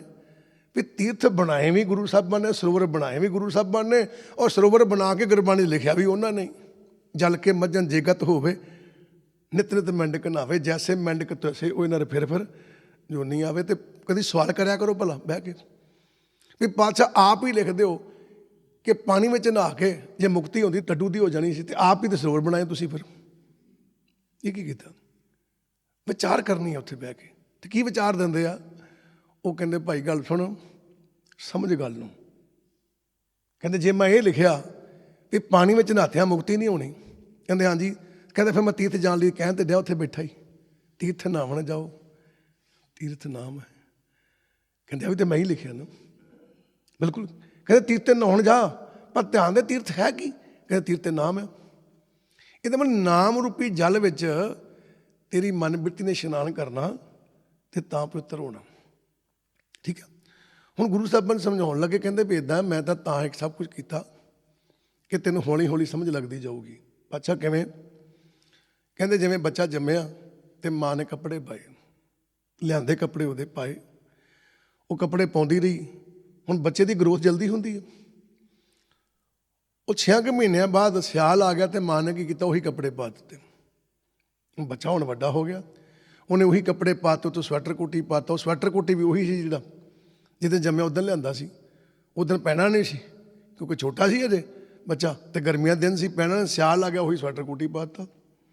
ਜਦੋਂ ਪਾਤਾ ਨਾ ਤੇ ਬੱਚਾ ਰੋਈ ਜਾਵੇ ਰੋਈ ਜਾਵੇ ਰੋਈ ਜਾਵੇ। ਘਰ ਵਾਲਾ ਕਹਿੰਦਾ ਪਲੀ ਲੋ ਕੇ ਡਾਕਟਰ ਸਾਹਿਬ ਕੋਲ ਲੈ ਕੇ ਚਲੀ ਗਿਆ, ਤੇ ਚੁੱਪ ਹੀ ਨਹੀਂ ਕਰਨ ਡਿਆ।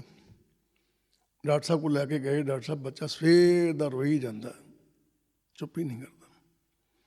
ਕਹਿੰਦੇ ਕੋਈ ਗੱਲ ਨਹੀਂ, ਦੇਖਦਾ ਮੈਂ। ਡਾਕਟਰ ਸਾਹਿਬ ਨੇ ਦੇਖਿਆ, ਕਹਿੰਦੇ ਕਦੋਂ ਦਾ ਰੋਣ ਡਿਆ? ਕਹਿੰਦੀ ਮਾਂ ਕਹਿੰਦੀ ਜਦੋਂ ਦਾ ਮੈਂ ਨਵਾਇਆ ਇਹਨੂੰ, ਕੱਪੜੇ ਪਾਇਆ, ਬਸ ਉਦੋਂ ਦਾ ਚੁੱਪ ਹੀ ਨਹੀਂ ਕੀਤਾ। ਪਤਾ ਨਹੀਂ ਨਹਾਉਣ ਲੱਗਾ ਕਿਹਦੀ ਨਜ਼ਰ ਲੱਗ ਗਈ ਇਹਨੂੰ। ਸਾਡੇ 'ਚ ਵਿਚਾਰ ਪਹਿਲੀ ਸ਼ੁਰੂ ਇੱਥੋਂ ਹੁੰਦੀ ਹੈ, ਨਜ਼ਰ ਲੱਗ ਗਈ ਕਿਸੇ ਦੀ। ਕਹਿੰਦੇ ਨਜ਼ਰ ਲੱਗ ਗਈ ਹੈ, ਉਹਨੂੰ ਦਾ ਰੋਈ ਜਾਣ ਡਿਆ। ਮੈਂ ਤੇ ਕਿੰਨਾ ਕੁਝ ਕਰ ਹਟੀਆਂ, ਚੁੱਪ ਹੀ ਨਹੀਂ ਕਰਦਾ। ਡਾਕਟਰ ਸਾਹਿਬ ਕਹਿੰਦੇ ਜਿਹਦੇ ਕੱਪੜੇ ਉਤਾਰ ਦਿਓ ਬੱਚੇ ਦੇ। ਮਾਂ ਕਹਿੰਦੀ ਠੰਡ ਲੱਗ ਜੂ। ਕਹਿੰਦਾ ਕੋਈ ਨਹੀਂ ਹੁੰਦਾ, ਮੈਂ ਡਾਕਟਰ ਹਾਂ, ਤੁਸੀਂ ਕੱਪੜੇ ਉਤਾਰ ਦਿਓ। ਬੱਚੇ ਦੇ ਕੱਪੜੇ ਉਤਾਰ ਦਿੱਤੇ। ਬੱਚਾ ਖੇਡਣ ਲੱਗ ਪਿਆ, ਹੱਸਣ ਲੱਗ ਪਿਆ। ਕਿ ਡਾਕਟਰ ਸਾਹਿਬ ਕੀ ਕੀਤਾ ਜੀ? ਕਹਿੰਦਾ ਭੈਣ ਮੇਰੀ ਇਹ ਕਮਲੀ ਹੈ, ਬੱਚਾ ਕਿੰਨੇ ਦਿਨ ਦਾ ਹੋ ਗਿਆ? ਕਹਿੰਦੀ 6-7 ਮਹੀਨੇ ਦਾ ਹੋ ਗਿਆ। ਆ ਕੱਪੜੇ ਕਦੋਂ ਲਿਆਈ? ਹੁਣ ਲਿਆਈ? ਕਹਿੰਦੀ ਨਹੀਂ, ਜਦੋਂ ਹੋਣ ਵਾਲਾ ਸੀ ਨਾ ਮੈਂ ਉਦੋਂ ਹੀ ਲਿਆਂਦੇ ਸੀਗੇ। ਕਹਿੰਦਾ ਬੀਬਾ ਜਦੋਂ ਬੱਚਾ ਹੁੰਦਾ ਉਦੋਂ ਬਿਲਕੁਲ ਪਤਲਾ ਹੁੰਦਾ ਹੈ, ਤੇ ਹੁਣ ਬੱਚੇ ਕੱਪੜੇ ਟਾਈਟ ਹੋ ਗਏ ਤਾਂ ਰੋਣ ਰਿਹਾ ਹੈ। ਕਹਿੰਦੀ ਤੂੰ ਮਾਂ ਆ, ਤੂੰ ਤੇ ਆਪ ਹੀ ਦੇਖਣਾ ਸੀ ਕਿ ਬੱਚਾ ਵੱਡਾ ਹੋ ਗਿਆ, ਹੁਣ ਕੱਪੜੇ ਉਹ ਨਹੀਂ ਪੈਣੇ। ਤੇ ਗੁਰੂ ਸਾਹਿਬਾਨ ਕਹਿੰਦੇ ਉਹ ਮੈਂ ਕਿਹਾ ਪਹਿਲਾਂ ਸਰੋਵਰਾਂ 'ਚ ਇਸ਼ਨਾਨ ਕਰੋ, ਜੋੜੇ ਝਾੜੋ, ਸੇਵਾ ਕਰੋ, ਸਭ ਕੁਝ ਕਰੋ। ਕਹਿੰਦੇ ਮੈਂ ਕਿਹਾ ਕੋਈ ਨਹੀਂ, ਹੌਲੀ ਹੌਲੀ ਇਹਨਾਂ ਦੀ ਮੱਤ ਵੱਡੀ ਹੋ ਜਾਣੀ, ਮੁੜ ਕੇ ਕੱਪੜੇ ਇਹਨਾਂ ਨੂੰ ਆਉਣੇ ਨਹੀਂ ਹੈ, ਫਿਰ ਖੁੱਲ੍ਹੇ ਪਾਲਣਗੇ, ਫਿਰ ਨਾਮ ਧਿਆ ਲੈਣਗੇ। ਕਹਿੰਦੇ ਪਰ ਕਰੀਏ ਕੀ, ਅੱਜ ਵੀ ਉਹੀ ਕੱਪੜੇ ਪਾਈ ਫਿਰਦੇ ਆ, ਤਾਈਆਂ ਦੁਖੀ ਹੋਏ ਫਿਰਦੇ ਆ। ਕੱਪੜੇ ਹੀ ਨਹੀਂ ਬਦਲਦੇ ਪਏ। ਹੁਣ ਵੱਡੇ ਕੱਪੜੇ ਪਾ ਲਓ, ਸੋਚ ਉੱਚੀ ਕਰ ਲਓ, ਹੁਣ ਨਾਮ ਨੂੰ ਤੀਰਥ ਮੰਨ ਲਓ। ਗੱਲਾਂ ਨਹੀਂ ਗੌਰ ਕੀਤੀਆਂ ਸੀ ਉਹਨਾਂ ਨੇ, ਤਾਂ ਕਿਹਾ ਇਹਦੇ ਧੂੜੀ ਕਰ ਇਸ਼ਨਾਨ। ਹੁਣ ਵਿਚਾਰ ਕਰਨੀ ਆਪ ਜੀ ਨੇ। ਗੁਰੂ ਜੀ ਕਹਿਣ ਲੱਗੇ, ਕਹਿੰਦੇ ਮਾਘ ਮੱਝਨ ਸਾਧੂਆਂ ਧੂੜੀ ਕਰ ਇਸ਼ਨਾਨ। ਕਹਿੰਦੇ ਮਨੁੱਖੀ ਜੀਵਨ ਮਾਘ ਦੇ ਮਹੀਨੇ ਵਰਗਾ, ਇਹ 'ਚ ਰੁੱਤ ਬੜੀ ਮਿੱਠੀ ਹੈ, ਔਰ ਇਸ ਜੀਵਨ ਦੇ ਅੰਦਰ ਹੀ ਬਰਫ਼ ਪੈਂਦੀ ਹੈ। ਇਸ ਜੀਵਨ ਦੇ ਅੰਦਰ ਹੀ ਪਰਮਾਤਮਾ ਦੀ ਪ੍ਰਾਪਤੀ ਹੁੰਦੀ ਤੇ ਮਨ ਸ਼ਾਂਤੀ ਹੁੰਦੀ ਹੈ, ਹੋਰ ਕਿਸੇ ਜੀਵਨ 'ਚ ਨਹੀਂ ਹੁੰਦੀ। ਇਸ ਮਹੀਨੇ 'ਚ ਬਰਫ਼ ਪੈਂਦੀ, ਹੋਰ ਕਿਸੇ 'ਚ ਨਹੀਂ ਪੈਂਦੀ। ਇਸ ਕਰਕੇ ਕੀ ਕਰ, ਕਹਿੰਦੇ ਹਰ ਕਾ ਨਾਮ ਧਿਆਏ ਸੁਣ ਸਭਨਾ ਨੋ ਕਰਦਾਨ। ਕਹਿੰਦੇ ਹਰ ਕਾ ਨਾਮ ਧਿਆਏ। ਹੁਣ ਵਿਚਾਰ ਕਰਨਾ, ਕਹਿੰਦੇ ਤੂੰ ਸੰਗਤ ਵਿੱਚ ਬਹਿ ਕੇ ਨਾ, ਗੁਰਮੁਖਾਂ ਦੀ ਸੰਗਤ ਜਦੋਂ ਕਰਦਾ ਤੇ ਉਹਦੇ ਵਿੱਚ ਜਦੋਂ ਡੁਬਕੀਆਂ ਲਾਉਣਾ, ਡੂੰਘੀ ਵਿਚਾਰ ਕਰਦਾ, ਤੇ ਕਰਦਾ ਕਰਦਾ ਪਹੁੰਚਣਾ ਕਿੱਥੇ ਆ? ਵੀ ਹਰੀ ਦੇ ਨਾਮ ਤੱਕ ਪਹੁੰਚਣਾ। ਹਰ ਕਾ ਨਾਮ ਧਿਆਏ ਸੁਣ। ਠੀਕ ਹੈ। ਕਹਿੰਦੇ ਸਭ ਤੋਂ ਪਹਿਲਾਂ ਗੁਰੂ ਦੇ ਸ਼ਬਦ ਦੀ ਵਿਚਾਰ ਸੁਣ ਤੇ ਨਾਮ ਨੂੰ ਧਿਆ, ਯਾਦ ਕਰ ਪਰਮਾਤਮਾ ਨੂੰ ਨਾਮ ਦੇ ਜ਼ਰੀਏ। ਹੁਣ ਮਨ ਵਿੱਚ ਵਿਚਾਰ ਖੜੀ ਹੋ ਗਈ ਵੀ ਗੁਰੂ ਜੀ ਤੁਸੀਂ ਕਹਿੰਦੇ ਹੋ ਨਾਮ ਧਿਆਓ, ਤੇ ਮੈਂ ਤਾਂ ਦੁਖੀ ਬੜਾ, ਮੈਂ ਤਾਂ ਦੁਖੀ ਬੜਾ, ਤੇ ਤੁਸੀਂ ਕਹਿੰਦੇ ਹੋ ਨਾਮ ਧਿਆਇਆ ਕਰ। ਕੀ ਇਹ ਨਾਮ ਨਾਲ ਮੇਰੇ ਸਾਰੇ ਦੁੱਖ ਦੂਰ ਹੋ ਜਾਣਗੇ? मैं तो पापी हाँ, मेरे पाप दूर हो जाएंगे। तो आप जी कभी विचार करके देखना, गुरु साहबान ने पता की किया, कहता 68 तीर्थ हर नाम है। 68 तीर्थ हर नाम है, किलवे कट नहारा। कहते 68 तीर्थ ਜਿਹੜੇ ਤੂੰ ਧੱਕੇ ਖਾਂਦਾ ਫਿਰਦਾ ਨਾ, ਕਹਿੰਦੇ 68 तीर्थ हर नाम है। ਕਹਿੰਦੇ परमात्मा ਦਾ ਨਾਮ ਹੀ 68 तीर्थ ਆ। ਐਵੇਂ 68 ਤੀਰਥਾਂ ਧੱਕੇ ਖਾਣ ਦੀ ਲੋੜ ਨਹੀਂ। ਹੁਣ ਸੋਚਣ ਵਾਲੀ ਗੱਲ ਸੀ ਵੀ ਆਪੇ ਪਹਿਲਾਂ ਤੀਰਥ ਬਣਾਏ, ਆਪੇ ਸਾਨੂੰ ਤੀਰਥਾਂ 'ਤੇ ਜਾਣ ਲਈ ਕਹਿ ਦਿੱਤਾ, ਔਰ ਆਪੇ ਸਾਨੂੰ ਬਾਅਦ ਸਮਝਾਉਣਾ ਕੀਤਾ। ਕਹਿੰਦੇ ਹੁਣ ਕਮੀਜ਼ ਵੱਡੀ ਪਾ ਲਾ, ਮੱਤ ਵੱਡੀ ਕਰ ਲੈ, ਸਵੈਟਰ ਵੱਡਾ ਪਾ ਲਾ, ਜੇ ਛੋਟਾ ਰੱਖੇਗਾ ਤੇ ਰੋਏਗਾ, ਵੱਡਾ ਕਰ ਲੈ। ਹੁਣ ਉਹਨਾਂ ਤੀਰਥਾਂ 'ਤੇ ਜਾਂਦਾ ਜਾਂਦਾ ਇਸ ਤੀਰਥ 'ਤੇ ਪਹੁੰਚ ਜਾ। ਕੀ ਕਹਿਣ ਲੱਗੇ? 68 ਤੀਰਥ ਹਰ ਨਾਮ ਹੈ। ਕਹਿੰਦੇ ਪਰਮਾਤਮਾ ਦਾ ਨਾਮ ਹੀ 68 ਤੀਰਥ ਆ। ਤੇ ਫਿਰ ਕਿਸੇ ਪੁੱਛ ਲਿਆ ਹੋਣਾ ਵੀ ਗੁਰੂ ਜੀ ਸ਼ਕਤੀ ਕਿੰਨੀ ਕੁ ਇਸ ਤੀਰਥ ਦੇ ਵਿੱਚ, ਇਸ ਨਾਮ ਦੀ ਸ਼ਕਤੀ ਕਿੰਨੀ, ਤਾਕਤ ਕਿੰਨੀ? ਤੇ ਬੜੇ ਪਿਆਰ ਨਾਲ ਕਹਿਣ ਲੱਗੇ, ਕਹਿੰਦੇ ਕਿਲ ਵਿਖ ਘਟ ਨਹਾਰਾ। ਕਹਿੰਦੇ ਜਨਮਾਂ ਜਨਮਾਂ ਜਿਹੜੇ ਤੂੰ ਪਾਪ ਕੀਤੇ ਆ ਨਾ, ਕਹਿੰਦਾ ਸਾਰਿਆਂ ਨੂੰ ਧੋਣ ਦੀ ਤਾਕਤ ਇਹਦੇ ਕੋਲ ਆ, ਐਸ ਤੀਰਥ ਕੋਲ ਆ। ਕਿਹੜੇ ਕੋਲ? ਨਾਮ ਕੋਲ। ਕਹਿੰਦਾ ਨਾਮ ਰੂਪੀ ਤੀਰਥ ਵਿੱਚ ਇਸ਼ਨਾਨ ਕਰਕੇ ਦੇਖ, ਜਨਮਾਂ ਜਨਮਾਂ ਦੇ ਕੀਤੇ ਪਾਪ ਜਿਹੜੇ ਨਾ, ਜਿਹੜੀ ਮੈਲ ਤੈਨੂੰ ਚੜੀ ਹੈ, ਜਨਮ ਜਨਮ ਕੀ ਇਸ ਮਨ ਕੋ ਮਲ ਲੱਗੀ, ਕਾਲਾ ਹੋਵਾ ਸਿਆ। ਗੁਰੂ ਜੀ ਕਹਿਣ ਲੱਗੇ ਜਨਮਾਂ ਜਨਮਾਂ ਦੀ ਇਸ ਮਨ ਨੂੰ ਮੈਲ ਲੱਗੀ ਹੈ ਤੇ ਕਾਲਾ ਹੋਇਆ ਪਿਆ ਹੈ। ਕਹਿੰਦਾ ਇੱਥੇ ਤੂੰ ਉਹਨੂੰ ਲਾ ਸਕਦਾ ਹੈ। ਵਿਚਾਰ ਕਰਨਾ ਅੱਗੇ ਉਹਨਾਂ ਨੇ ਲਿਖਿਆ, ਹਰ ਕਾ ਨਾਮ ਧਿਆਏ ਸੁਣ ਸਭਨਾ ਨੌ ਕਰ ਦਾਨ। ਹੁਣ ਵਿਚਾਰ ਕਰਨਾ, ਇੱਥੇ ਸਾਡੇ ਮਨ 'ਚ ਆ ਜਾਂਦਾ ਵੀ ਸਭਨਾ ਨੌ ਕਰ ਦਾਨ, ਮੈਨੂੰ ਨਾਮ ਦੀ ਦਾਤ ਮਿਲ ਗਈ ਹੈ, ਮੈਂ ਹੁਣ ਲੋਕਾਂ ਨੂੰ ਨਾਮਦਾਨ ਦੇਣ ਲੱਗ ਪਵਾਂ। ਉਹ ਗੁਰੂ ਪਿਆਰਿਓ, ਪਹਿਲਾਂ ਬੀਜ ਲੈ ਕੇ ਆਈਦਾ ਦੁਕਾਨ ਤੋਂ, ਕਣਕ ਦੀ ਬਿਜਾਈ, ਮੱਕੀ ਦੀ ਬਿਜਾਈ, ਝੋਨੇ ਦੀ ਬਿਜਾਈ ਕਰਨੀ ਉਹ ਤੇ ਬੀਜ ਲੈ ਕੇ ਆਈਦਾ। ਉਹ ਬੀਜ ਹੁੰਦਾ ਕਿਲੋਆਂ 'ਚ, ਠੀਕ ਹੈ। ਜਦੋਂ ਬੀਜ ਲੈ ਕੇ ਆਈਦਾ, ਕਣਕ ਬੀਜੀ ਦੀ ਕਿੱਲੇ ਦੇ ਵਿੱਚ 1 ਮਣ ਕਣਕ ਵਾਧੂ ਆ, 1 ਬੋਰੀ ਵਾਧੂ ਆ। ਕਣਕ ਬੀਜ ਲਈ, ਜਦੋਂ ਕਣਕ ਦੀ ਆਪਾਂ ਬੀਜ ਲੈ ਕੇ ਆਉਣੇ ਤੇ ਕੋਈ ਰਸਤੇ 'ਚ ਕਹਿ ਦੇਵੇ ਭਾਈ ਸਾਹਿਬ ਥੋੜ੍ਹੀ ਕਣਕ ਚਾਹੀਦੀ ਸੀ, ਮੇਰੇ ਕੋਲ ਕਣਕ ਹੈ ਨਹੀਂ, ਆਟਾ ਪਸਾਉਣਾ ਸੀ। ਕੀ ਕਹੀਦਾ ਉਹਨੂੰ? ਭਾਈ ਸਾਹਿਬ ਕਣਕ ਮੇਰੇ ਕੋਲ ਵੀ ਹੈ ਨਹੀਂ, ਗੱਡੀ ਤੇ ਤੁਸੀਂ ਬੋਰੀ ਰੱਖੀ ਹੈ। ਕਹਿੰਦਾ ਭਾਜੀ ਇਹ ਕਣਕ ਨਹੀਂ ਹੈ, ਇਹ ਬੀਜ ਹੈ। ਇਹਦਾ ਮਤਲਬ ਇਹ ਮੈਂ ਤੈਨੂੰ ਨਹੀਂ ਦੇਦਾ, ਮੈਂ ਬੀਜਣੀ ਹੈ। ਤੇ ਇੱਦਾਂ ਕਰੀ, ਤੈਨੂੰ ਬੋਰੀ ਦੇ ਦੂੰ ਮੈਂ, ਪਰ 6 ਮਹੀਨੇ ਬਾਅਦ ਆਈ, ਇਹ ਮੈਨੂੰ ਬੀਜ ਲੈਣ ਦੇ, ਜਦੋਂ ਕਣਕ ਉੱਗੂਗੀ ਫਿਰ ਤੈਨੂੰ ਦੇ ਦੂੰਗਾ। ਇਹਦਾ ਮਤਲਬ ਬੀਜ ਦਾਨ ਨਹੀਂ ਕਰੀਦਾ, ਠੀਕ ਆ। ਹੁਣ ਤੁਹਾਡੇ ਕੋਲ ਨਾਮ ਦਾ, ਤੁਸੀਂ ਗੁਰੂ ਕੋਲ ਲਿਆ, 5 ਪੈਰਿਆਂ ਕੋਲ ਨਾਮ ਦੀ ਦਾਤ ਲਈ, ਇਹ ਅੰਦਰ ਤੇ ਉੱਗਾ ਕੋਈ ਨਹੀਂ, ਤੇ ਦਾਨ ਪਹਿਲਾਂ ਦੇਣ ਲੱਗ ਪਏ। ਬੀਜ ਹੀ ਦਾਨ ਕਰਦਾ ਪੜ ਕੇ, ਉੱਗੂਗਾ ਕੀ ਤੁਹਾਡੇ ਘਰ? ਹੁਣ ਐਵੇਂ ਭੁਲੇਖੇ 'ਚ ਪੈ ਗਈ ਦੁਨੀਆ। ਉੱਥੇ ਲਿਖਿਆ ਸਭਨਾ ਨੌ, ਨੂੰ ਨਹੀਂ ਹੈ, 9 ਆ, ਨੰਨੇ ਤੇ ਹੋੜਾ ਆ। ਸਭਨਾ ਨੌ ਕਰ ਦਾਨ।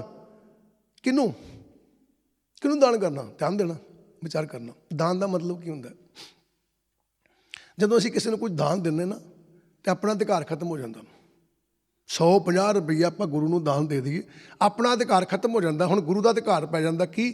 ਗੁਰੂ ਦੀ ਮਰਜ਼ੀ ਹੈ, ਸਾਧੂ ਦੀ ਮਰਜ਼ੀ ਹੈ, ਉਹ 100 ਦੀ ਖੰਡ ਲਿਆਵੇ, ਪੱਤੀ ਲਿਆਵੇ, ਤੇ ਭਾਵੇਂ ਕਿਸੇ ਨੂੰ ਗਾਂ 100 ਦਾ 100 ਹੀ ਦੇ ਦੇਵੇ, ਉਹਦੀ ਮਰਜ਼ੀ। ਇੱਕ ਵਾਰੀ ਕੀ ਹੋਇਆ, ਕੋਈ ਸੱਜਣ ਮਹਾਂਪੁਰਖਾਂ ਕੋਲ ਗਿਆ, ਤੇ ਮਹਾਂਪੁਰਖਾਂ ਨੂੰ 2000 ਰੁਪਈਆ ਫੜਾਇਆ ਉਹਨੇ। ਜਦੋਂ 2000 ਰੁਪਈਆ ਫੜਾਇਆ ਤੇ ਮਹਾਂਪੁਰਖ ਨਾ ਇੱਦਾਂ ਬੋਰੀ ਦੇ ਉੱਤੇ ਬੈਠੇ ਸੀ, ਦਰੀ 'ਚ ਵਿਛਾਈ ਉੱਤੇ ਬੈਠੇ ਸੀ। ਉਹਦਾ 2000 ਰੁਪਇਆ ਫੜਿਆ, ਮਹਾਂਪੁਰਖਾਂ ਨੇ ਉਹ ਬੋਰੀ ਥੱਲੇ ਰੱਖ ਲਿਆ, ਠੀਕ ਹੈ। ਰੱਖ ਲਿਆ ਤੇ ਉਹਨੇ 'ਚ ਉਹਨੂੰ ਕੋਈ ਬੀਬੀ ਆਈ, ਉਹ ਕਹਿੰਦੀ ਬਾਬਾ ਜੀ ਵੀ ਬੱਚੇ ਦਾ ਵਿਆਹ ਕਰਨਾ, ਤੇ ਥੋੜ੍ਹੀ ਬਹੁਤੀ ਮਦਦ ਕਰੋ। ਮਹਾਂਪੁਰਖਾਂ ਨੇ ਹੱਥ ਮਾਰਿਆ ਤੇ ਪੈਸੇ ਕੱਢੇ, ਉਹਨੂੰ ਦੇ ਦਿੱਤੇ 2000 ਰੁਪਈਆ। ਉਹ 2000 ਉਹੀ ਸੀਗਾ ਜਿਹੜਾ ਸੱਜਣ ਨੇ ਫੜਾਇਆ ਸੀ, ਠੀਕ ਹੈ। ਕਈ ਕਹਿੰਦੇ, ਠੀਕ ਹੈ, ਕੋਈ ਮਹਾਂਪੁਰਖਾਂ ਨੂੰ ਦਿੱਤਾ ਰੁਪਈਆ ਤੇ ਲਈ, ਉਹਨਾਂ ਨੇ ਜੇਬ 'ਚ ਕੱਢੀ, ਇੱਧਰ ਵਰਤਾ ਇੱਧਰ ਵਰਤ ਲੈ, ਉਹੀ ਵਰਤੀ ਜਾਂਦੇ। ਉਹ ਮਹਾਂਪੁਰਖਾਂ ਨੇ 2000 ਹੀ ਫੜਿਆ ਤੇ ਉਹਨੂੰ ਫੜਾਤਾ, ਤੇ ਉਹ ਗੁਰਸਿੱਖ ਕੋ ਰਿਹਾ ਨਹੀਂ ਗਿਆ, ਉਹ ਖਿੱਚ ਗਿਆ। ਖਿੱਚ ਕੇ ਕਹਿੰਦਾ ਵੀ ਮਹਾਂਪੁਰਖਾਂ ਨੂੰ, ਕਹਿੰਦਾ ਜੀ ਮੈਂ ਦਿੱਤਾ ਸੀ ਤੁਹਾਨੂੰ 2000 ਰੁਪਇਆ ਸੇਵਾ ਵਾਸਤੇ, ਵੀ ਬਿਲਡਿੰਗ ਦੀ ਸੇਵਾ ਕਰਨੀ ਹੈ, ਤੇ ਤੁਸੀਂ 2000 ਰੁਪਇਆ ਬੀਬੀ ਨੂੰ ਫੜਾਤਾ। ਕਹਿੰਦੇ ਵੀ ਤੈਨੂੰ ਆਪਣੇ 2000 ਦੇ ਨੋਟਾਂ ਦੀ ਪਛਾਣ ਹੈ? ਕਹਿੰਦੇ ਮੈਨੂੰ ਪਛਾਣ ਹੈ। ਮਹਾਂਪੁਰਖ ਉੱਠੇ, ਦਰੀ ਚੁੱਕੀ, ਕਹਿੰਦੇ ਚੋਂ ਪਛਾਣ ਲਾ, ਜਿਹੜਾ ਕੱਢਣਾ ਹੀ ਕੱਢ ਲਾ। ਉੱਥੇ ਕਰੋੜਾਂ ਰੁਪਈਏ ਪਏ। ਕੱਢ ਲਾ ਕਹਿੰਦੇ। ਕਹਿੰਦਾ ਜੀ ਇਹ ਕੀ? ਕਹਿੰਦੇ ਕੁਛ ਨਹੀਂ, ਤੈਨੂੰ ਆਪਣੇ 2000 ਦਾ ਕਮਾਂਡ ਆ ਗਿਆ ਨਾ, ਵੀ 2000 ਸੇਵਾ 'ਚ ਲੱਗਣਾ ਸੀ, ਮੈਂ ਤਾਂ ਸੇਵਾ 'ਚ ਹੀ ਲਾਏ ਨੇ। ਤੇ ਅਗਲੀ ਗੱਲ, ਜੇ ਇਸ ਔਰਤ ਨੇ ਆ ਕੇ ਮੰਗਿਆ ਕਿ ਮੇਰੀ ਧੀ ਦਾ ਵਿਆਹ ਆ, ਤੇ ਬਾਬੇ ਕਿਰਪਾ ਦੇ ਦਿਓ, ਮੈਂ ਤਾਂ ਸੇਵਾ 'ਚ ਹੀ ਪਾਇਆ। ਇਹਦਾ ਮਤਲਬ ਕੀ ਹੈ ਕਿ ਜਿਹੜਾ ਦਾਨ ਦੇ ਦਈਏ ਨਾ, ਉਹ ਜਿਹਨੂੰ ਦੇਤਾ ਉਹ ਅਧਿਕਾਰੀ ਹੈ। ਹੁਣ ਹੁੰਦਾ ਕੀ ਹੈ, ਸਭਨਾਂ ਨੂੰ ਕਰ ਦਾਨ। ਅਸੀਂ ਕੀ ਕਰਦੇ ਹਾਂ, ਅਸੀਂ ਗੁਰੂ ਚਰਨਾਂ 'ਚ ਮੱਥਾ ਤੇ ਟੇਕਦੇ ਹਾਂ, ਠੀਕ ਹੈ। ਪਰ ਧਿਆਨ ਦਿਓ, ਜਿਹੜੇ ਸਾਡੇ ਵਿਕਾਰ ਆ ਨਾ, ਜਿਹੜੇ ਸਾਡੇ ਮਨ ਦੇ ਵਿਚਾਰ ਆ, ਉਹਨਾਂ 'ਤੇ ਕੰਟਰੋਲ ਸਾਡਾ ਹੀ ਹੈ, ਗੁਰੂ ਦਾ ਨਹੀਂ ਹੈਗਾ। ਇਹਨੂੰ ਕਹਿੰਦੇ ਸਭਨਾਂ ਨੂੰ ਕਰ ਦਾਨ। ਤੇਰੇ ਅੰਦਰ ਜਿੰਨੀਆਂ ਮੰਗਾਂ ਨੇ, ਤ੍ਰਿਸ਼ਨਾਵਾਂ ਨੇ, ਝੂਠੀਆਂ ਭਾਵਨਾਵਾਂ ਨੇ ਨਾ, ਸਾਰੀਆਂ ਗੁਰੂ ਨੂੰ ਦਾਨ ਕਰ ਦੇ, ਤਾਂ ਕਿ ਤੇਰੀ ਮੰਗ 'ਤੇ ਵੀ ਕੰਟਰੋਲ ਗੁਰੂ ਦਾ ਰਵੇ, ਤੇਰਾ ਕੰਟਰੋਲ ਨਾ ਰਵੇ। ਸਾਡਾ ਮੰਗ 'ਤੇ ਸਾਡਾ ਹੀ ਕੰਟਰੋਲ ਆ। ਕਿੱਦਾਂ? ਅਸੀਂ ਤਾਂ ਮੱਥਾ ਟੇਕਣ ਦਾ ਮੁੱਲ ਮੰਗਦੇ, ਮੱਥਾ ਟੇਕਣ ਦਾ। ਕਿਤੇ 10-20 ਰੁਪਏ ਗੁਰੂ ਅੱਗੇ ਰੱਖਣ ਲੱਗੀਏ ਨਾ, ਤੇ ਕੀ ਕਹੀਦਾ, 15-15 ਮਿੰਟ ਲਾ ਦਿੰਦੇ ਲੋਕੀ। ਪਿੱਛੇ ਵਿਚਾਰਾ ਖੜਾ ਡੀਕਣ ਡਿਆ ਵੀ ਯਾਰ ਪਰਾਂ ਹੋ ਜਾ। ਕਈ ਵਾਰੀ ਅਸੀਂ ਦੇਖਿਆ ਪ੍ਰਬੰਧਕ ਸਟੇਜ 'ਤੇ ਕਿਸੇ ਬੁਲਾਰੇ ਨੇ ਬੋਲਣਾ, ਉਹ ਵਿਚਾਰਾ ਟਾਈਮ 'ਤੇ ਪਹੁੰਚਣ ਡਿਆ, ਉਹ ਪਿੱਛੇ ਖੜਾ ਤਰਲੇ ਲੈਣ ਡਿਆ, ਭਾਈ ਆ ਬੀਬੀ ਨੂੰ ਕਹੋ ਪਰਾਂ ਹੋ ਜਾ, ਮੱਥਾ ਟੇਕ ਕੇ ਸਟੇਜ 'ਤੇ ਟਾਈਮ ਹੋਣ ਡਿਆ ਮੇਰਾ। ਨਹੀਂ, ਉਹ ਉੱਥੇ ਖੜੀ ਮੱਥਾ ਟੇਕੀ, 15 ਮਿੰਟ ਹੋ ਗਏ, ਬੁੜ ਆ ਵੀ ਕਰਦੀ, ਆ ਵੀ ਕਰਦੀ, ਆ ਵੀ ਕਰਦੀ, ਇੱਦਾਂ ਕਰਦੀ, ਉੱਦਾਂ ਕਰਦੀ, ਸਾਰੀ ਸਲਾਹ ਗੁਰੂ ਨੂੰ ਦੇ ਕੇ ਉਸ ਤੋਂ ਬਾਅਦ ਵਿੱਚ 10 ਦਾ ਨੋਟ ਗੁਰੂ ਅੱਗੇ ਰੱਖਦੀ ਹੈ। ਚੱਲ ਫੜ 10 ਰੁਪਈਏ। ਇਹਦਾ ਮਤਲਬ ਦਾਨ ਦਿੱਤਾ ਨਹੀਂ ਹੈ, ਮੇਰੇ ਕਹੇ ਮੁਤਾਬਕ ਚੱਲਣਾ ਚਾਹੀਦਾ। ਇੱਥੇ ਫਿਰ ਗੁਰੂ ਸਾਹਿਬ ਨੇ ਕਹਿਣ ਲੱਗੇ, ਹਰ ਕਾ ਨਾਮ ਧਿਆਏ ਸੁਣ ਸਭਨਾਂ ਨੂੰ ਕਰ ਦਾਨ।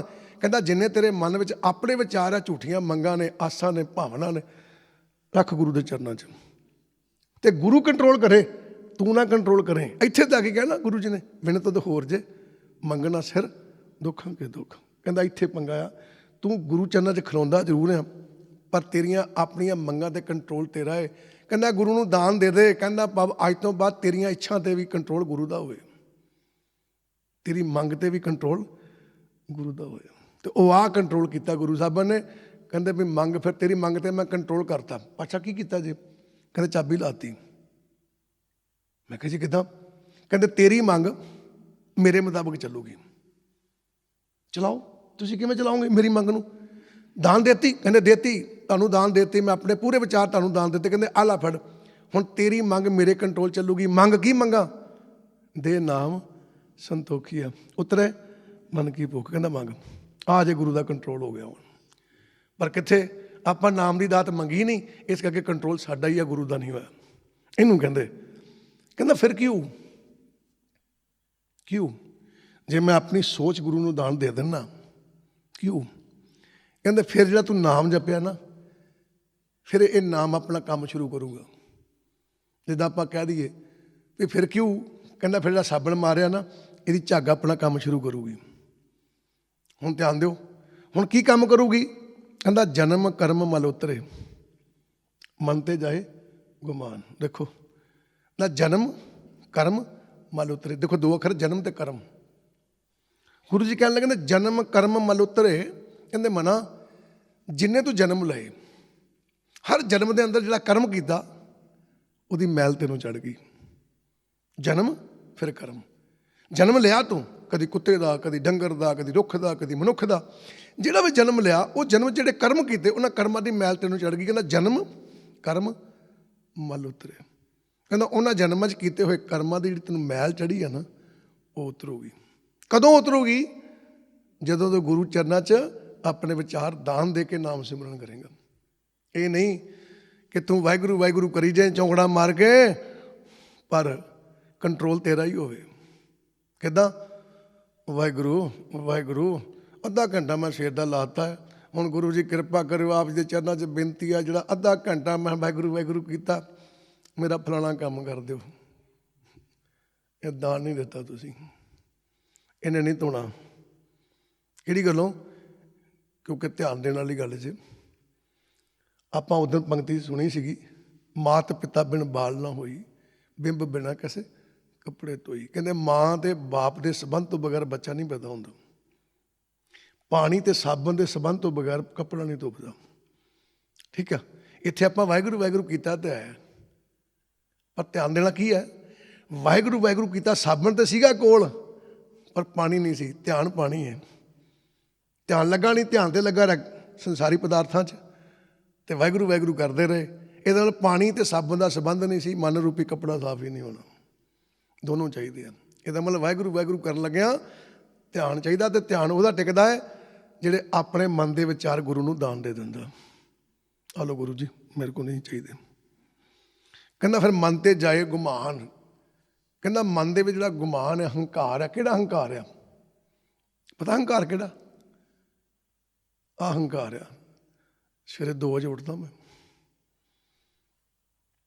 ਸਵੇਰੇ ਮੈਂ ਆਹ ਕਰਦਾ, ਸਵੇਰੇ ਮੈਂ ਆਹ ਕਰਦਾ, ਸਵੇਰੇ ਮੈਂ ਗੁਰਦੁਆਰੇ ਜਾਂਦਾ, ਸਵੇਰੇ ਮੈਂ ਮੰਦਿਰ ਜਾਂਦਾ, ਉੱਥੇ ਮੈਂ ਇੰਨਾ ਚਿਰ ਬਹਿੰਦਾ, ਉੱਥੇ ਜਾ ਕੇ ਮੈਂ ਆਹ ਕਰਦਾ, ਉੱਥੇ ਜਾ ਕੇ ਮੈਂ ਆਹ ਕਰਦਾ। ਸਾਰਾ ਗੁਮਾਨ ਹੈ। ਗੁਰੂ ਸਾਹਿਬਾਨ ਕੀ ਕਹਿਣ ਲੱਗੇ?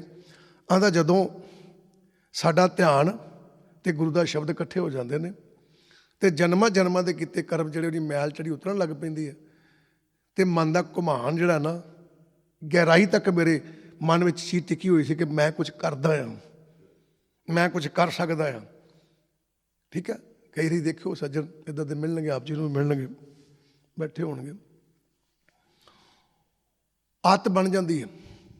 ਜਦੋਂ ਬੰਦਾ ਨਾ 2-4 ਦਿਨ 10 ਦਿਨ ਲਗਾਤਾਰ ਉੱਠਣ ਲੱਗ ਪਿਆ ਤੇ ਉਹਦੀ ਆਦਤ ਬਣ ਜਾਂਦੀ, ਉਹਨੂੰ ਆਪਣੇ ਆਪ ਹੀ ਨਾ ਉਨੇ ਕੁ ਵਜੇ ਨਾਲ ਅੱਖ ਖੁੱਲ੍ਹ ਜਾਂਦੀ ਉਹਦੀ, ਆਪਣੇ ਆਪ ਹੀ ਕੁਦਰਤੀ। ਤੁਸੀਂ ਕਰਕੇ ਦੇਖੋ। ਠੀਕ ਆ। ਤੁਸੀਂ 2 ਕੁ ਦਿਨ ਹਿੰਮਤ ਕਰ ਲਓ, ਲਾ ਕੇ ਨਾ ਅਲਾਰਮ ਲਾ ਕੇ ਉੱਠ ਜਾਓ 4 ਵਜੇ। ਤੀਜੇ ਦਿਨ ਤੁਹਾਨੂੰ ਅਲਾਰਮ ਦੀ ਲੋੜ ਨਹੀਂ ਪੈਣੀ, ਤੁਹਾਡੀ ਠੀਕ 4 ਵਜੇ ਅੱਖ ਖੁੱਲ੍ਹਣ ਲੱਗ ਪੈਣੀ, ਭਾਵੇਂ ਰਾਤ 12 ਵਜੇ ਸੋਇਓ, ਆਦਤ ਬਣ ਜਾਂਦੀ। ਸਾਨੂੰ ਇੱਕ ਸੱਜਣ ਮਿਲਿਆ, ਕਹਿੰਦਾ ਕਿਸੇ ਅਲਾਰਮ ਲੂਰਮ ਦੀ ਲੋੜ ਨਹੀਂ ਪੈਂਦੀ ਆਪਾਂ ਨੂੰ, ਠੀਕ 4 ਵਜੇ ਉੱਠ ਪਈਦਾ। ਅੱਛਾ। ਕਹਿੰਦਾ ਹਾਂਜੀ। ਹੈ ਖਾਲਸਾ? ਕਹਿੰਦਾ ਹਾਂਜੀ। ਕਹਿੰਦਾ ਇਹ 'ਚ ਕਿਹੜੀ ਗੱਲ ਕੀਤੀ ਹੈ? ਮਿਹਨਤ ਕੀਤੀ ਹੈ, ਜੋ ਮਰਜ਼ੀ ਹੋ ਜਾਏ, ਭਾਵੇਂ ਮੈਂ 12 ਵਜੇ ਸਮਾਂ, ਮੈਂ 4 ਵਜੇ ਉੱਠਣਾ ਆ। ਮੈਂ ਬਾਈ ਇਹ ਘੁਮੰਡ ਆ, ਇਹ ਹੰਕਾਰ ਆ। ਮੈਂ 4 ਵਜੇ ਉੱਠਣਾ ਜਾਂ ਮੈਂ। ਕਹਿੰਦਾ ਇਹ ਘਮੰਡ ਕਾਹਦਾ? ਮਾੜੀ ਗੱਲ ਉੱਠਣਾ? ਉਹ ਵੀਰਾ ਮਾੜੀ ਗੱਲ ਨਹੀਂ ਆ ਉੱਠਣਾ, ਉੱਠਣਾ ਚੰਗੀ ਗੱਲ ਆ, ਸਵੇਰ ਉੱਠ ਕੇ ਨਿਤਨੇਮ ਕਰਨਾ ਹੈ। ਪਰ ਅਗਲੀ ਗੱਲ ਮਾੜੀ ਹੈ ਜਿਹੜੀ ਕਹਿੰਦਾ ਮੈਂ ਉੱਠਦਾ ਤੇ ਮੈਂ ਨਿਤਨੇਮ ਕਰਦਾ। ਕਦੀ ਕਹਿ ਕੇ ਵੇਖ ਕਿ ਉਹ ਅਕਾਲ ਪੁਰਖ ਦੀ ਕਿਰਪਾ ਹੈ, 4 ਵਜੇ ਠਾ ਲੈਂਦੇ ਨੇ, ਉਹ ਔਖਾ ਹੈ। ਉਹ ਕਹਿੰਦਾ ਕੋਈ ਨਹੀਂ ਨਾ, ਮੈਂ 4 ਵਜੇ ਉੱਠ ਪਏ ਨਾ, ਜੋ ਮਰਜ਼ੀ ਹੋ ਜਾਏ, ਮੈਂ ਨਹੀਂ। ਗੁਰੂ ਜੀ ਜਿਹੜੀ ਚੀਜ਼ ਸਮਝਾਉਂਦੇ ਪਏ ਉਹਨੂੰ ਧਿਆਨ ਨਾਲ ਫੜਨਾ ਹੈ। ਉਹ ਤਾਂ ਕਹਿੰਦੇ ਪਿਆ, ਕਹਿੰਦੇ ਜਨਮ ਕਰਮ ਮਲ ਉਤਰੇ ਮਨ ਤੇ ਜਾਏ ਗੁਮਾਨ।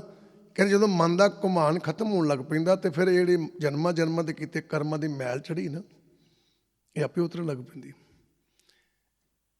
ਹੁਣ ਆਪਾਂ ਧੋਣ ਤੇ ਸਾਰੇ ਡਏ ਆ, ਐਡੀ ਕੋਈ ਗੱਲ ਨਹੀਂ ਕਿ ਤੁਸੀਂ ਸਵੇਰੇ ਉੱਠਦੇ ਨਹੀਂ ਹੋ, ਜਾਂ ਤੁਸੀਂ ਵਾਹਿਗੁਰੂ ਵਾਹਿਗੁਰੂ ਨਹੀਂ ਕਰਦੇ, ਕਰਦੇ ਹੋ, ਰਾਮ ਰਾਮ ਨਹੀਂ ਕਰਦੇ, ਕਰਦੇ ਹੋ, ਤੁਸੀਂ ਨਿਤਨੇਮ ਨਹੀਂ ਕਰਦੇ, ਕਰਦੇ ਹੋ, ਪਰ ਮੈਲ ਉੱਥੇ ਖੜੀ ਹੈ। ਕਾਰਨ ਕੀ ਹੈ? ਕਿਉਂਕਿ ਤੁਹਾਡਾ ਨਿਤਨੇਮ ਕੀਤਾ ਵੀ ਗੁਮਾਨ 'ਚ ਆ ਤੇ ਵਾਹਿਗੁਰੂ ਵਾਹਿਗੁਰੂ ਕੀਤਾ ਵੀ ਗੁਮਾਨ 'ਚ। ਮੈਂ ਉੱਠਦਾ ਹਾਂ, ਮੈਂ ਅੱਧਾ ਘੰਟਾ ਲਾਉਣਾ ਆ, ਮੈਂ ਘੰਟਾ ਲਾ ਦਿੰਦਾ।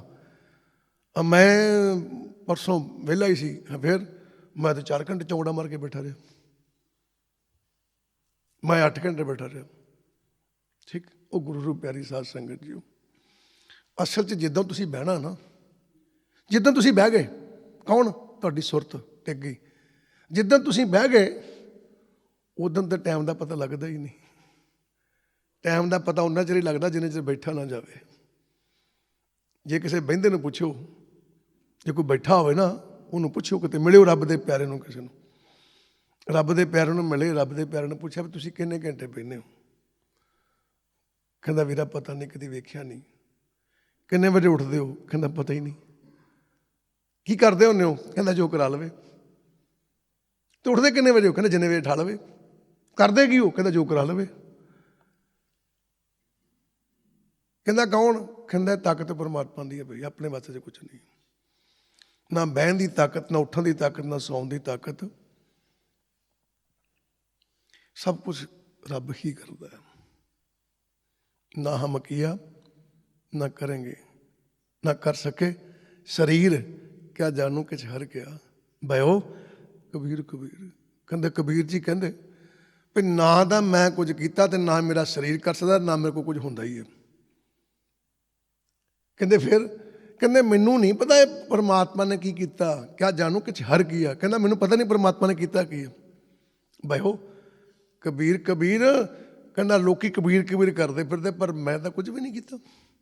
ਗੱਲ ਸੱਚ ਜੇ ਜਦੋਂ ਬੰਦੇ ਦੀ ਮਨ ਬਿਰਤੀ ਟਿਕਦੀ ਹੈ ਨਾ, ਧਿਆਨ ਲੱਗਦਾ ਹੈ, ਸੁੱਤ ਸ਼ਬਦ ਦਾ ਮਿਲਾਪ ਹੁੰਦਾ, ਉਹਨੂੰ ਕੁਝ ਨਹੀਂ ਪਤਾ ਲੱਗਦਾ। ਪਤਾ ਉਹਨਾਂ ਚਿਰ ਹੀ ਲੱਗਦਾ ਜੇ ਵੀ ਮੈਨੂੰ ਅੱਧਾ ਘੰਟਾ ਹੋ ਗਿਆ ਬੈਠੇ ਨੂੰ, ਮੈਨੂੰ ਘੰਟਾ ਹੋ ਗਿਆ ਬੈਠੇ ਨੂੰ, ਮੈਨੂੰ 10 ਮਿੰਟ ਹੋ ਗਏ ਬੈਠੇ ਨੂੰ। ਮੈਂ ਸਵੇਰੇ ਇੰਨੇ ਵਜੇ ਉੱਠਦਾ, ਉਹਨੂੰ ਹੀ ਪਤਾ ਲੱਗਦਾ ਜਿੰਨਾ ਚਿਰ ਅਜੇ ਬੈਠਾ ਨਹੀਂ ਗਿਆ। ਸਰੀਰ ਦਾ ਬਹਿਣਾ ਬਹਿਣਾ ਨਹੀਂ ਹੈ, ਸਰੀਰ ਤਾਂ ਅਲੱਗ ਚੀਜ਼ ਹੈ।